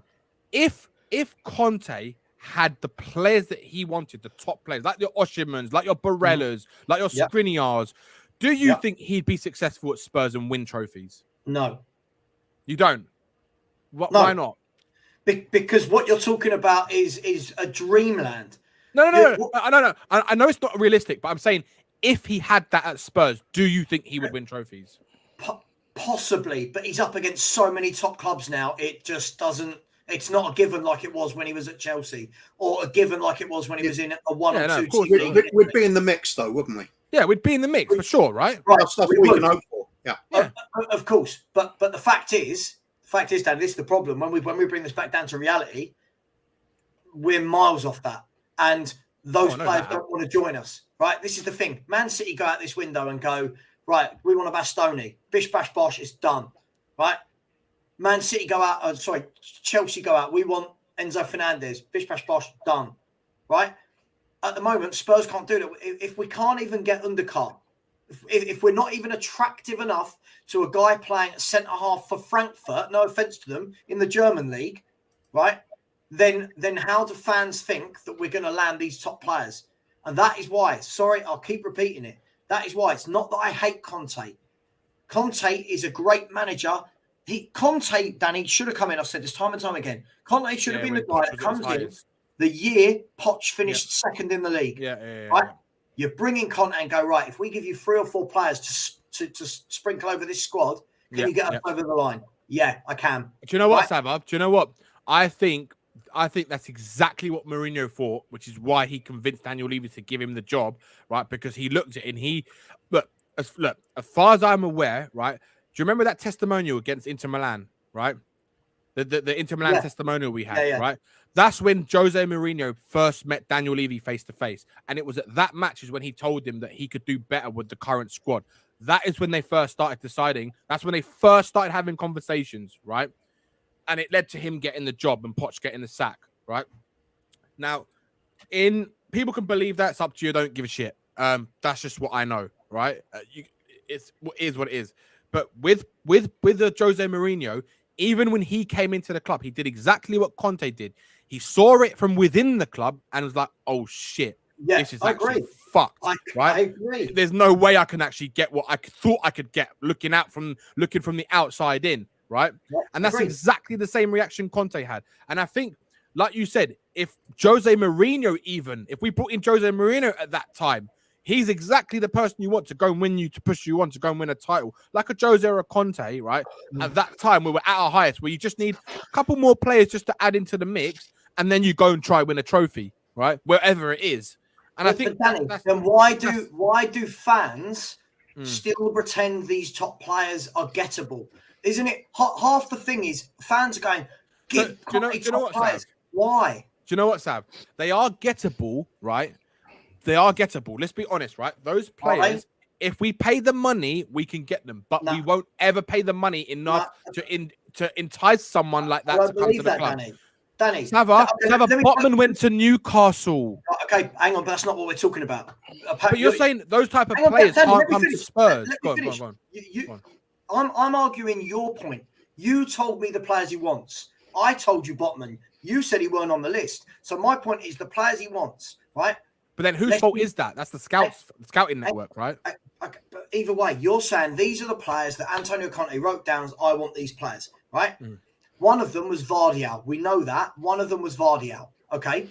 Now, even if Spurs went to RB Leipzig and went, there is £95 million for Vardial, right? Be honest with me, guys. Is he going to join Tottenham for 95 million?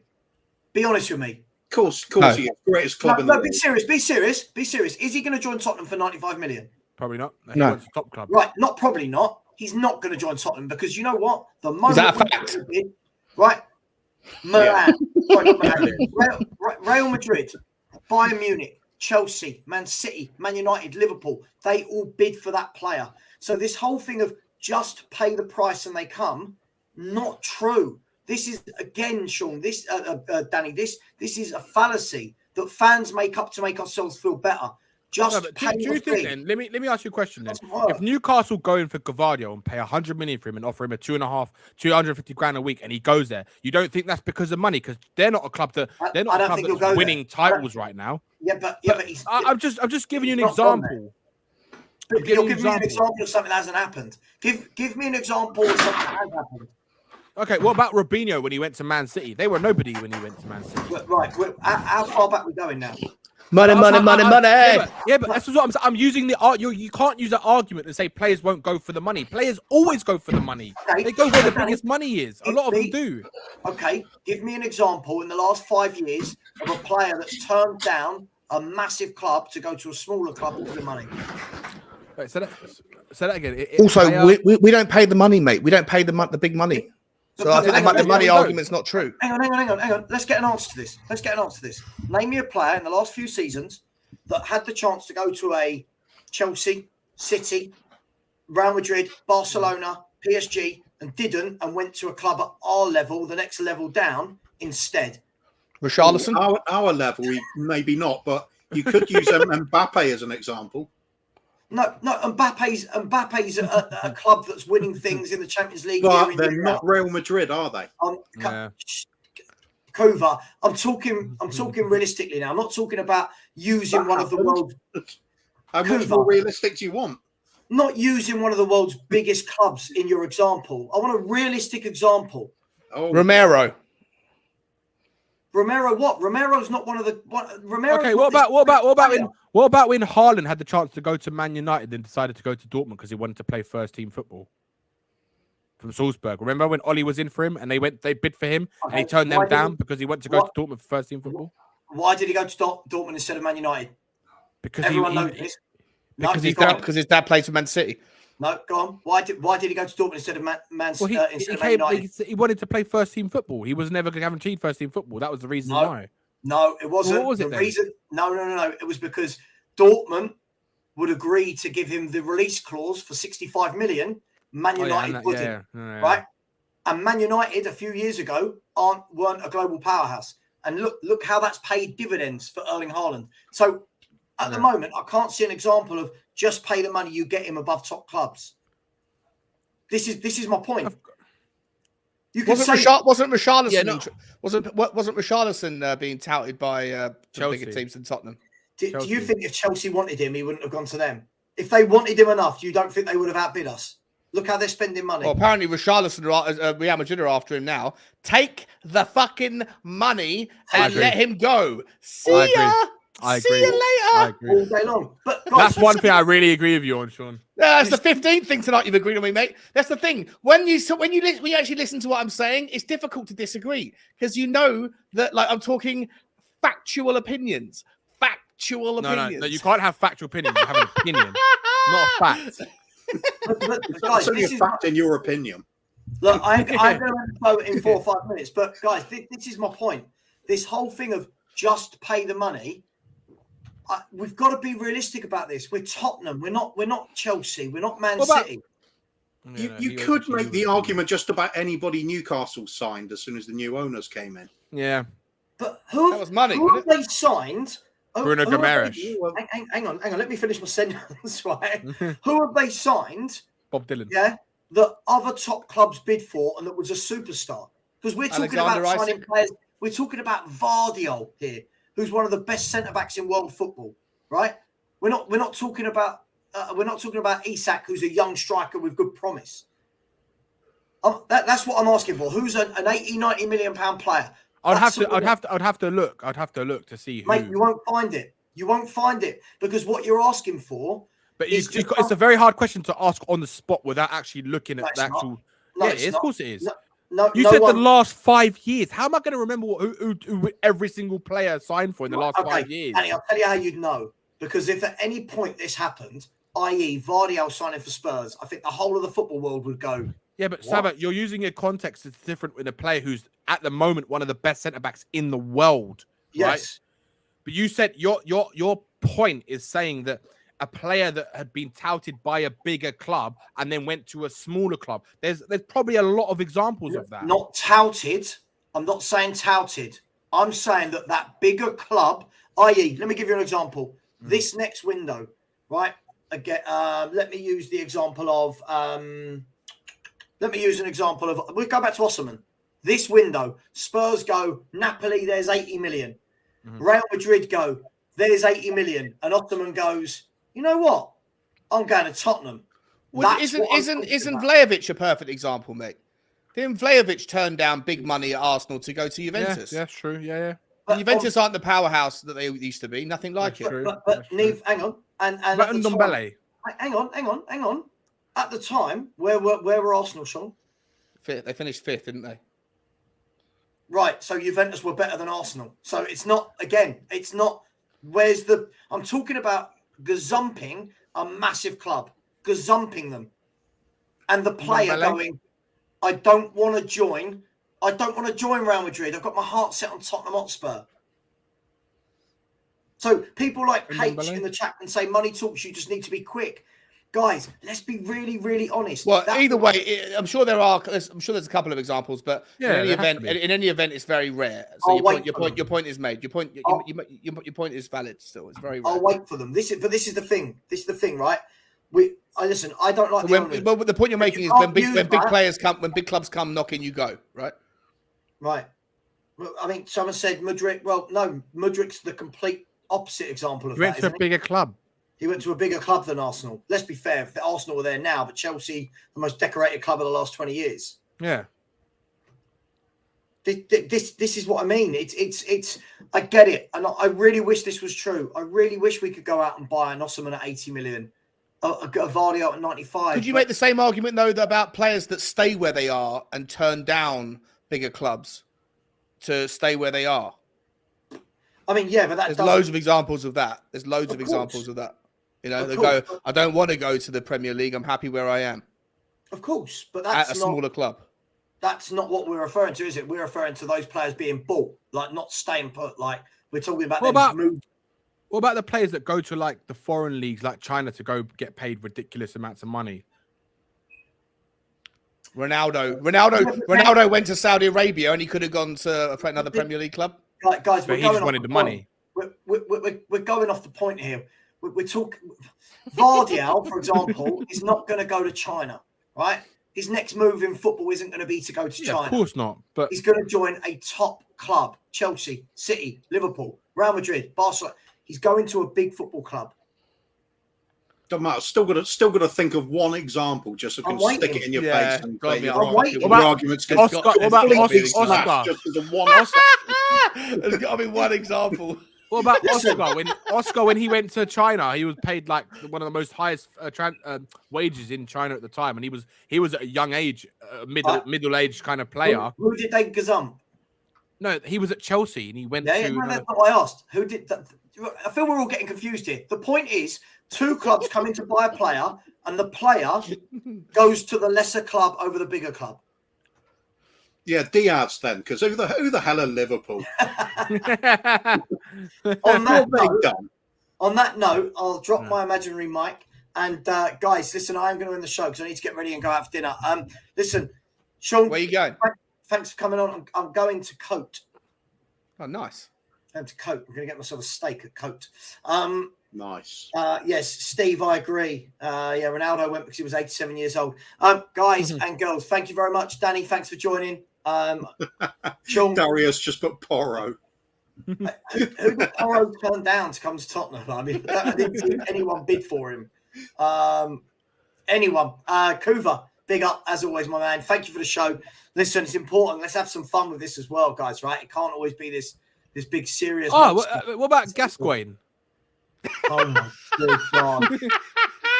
Oh my God! Yeah, wait, Tottenham bought him a house to get him to in your face, Savva. No, you know fuck nothing. you, Savva. Mr. Flip-flop knows nothing. Good one, Danny. Facts don't care about your feelings. It happened. It's a fact. It happened. You know what you're talking about, Savva. We can say in the mud. In the mud. Savva talk shit. Run off your little steak now. I'm going for my little steak with Margot. All right. I'll see you all later. Thank you very much, everyone, and we'll be back on Sunday for the Spurs review. We'll catch you then, guys. See you later. Bye. See you later.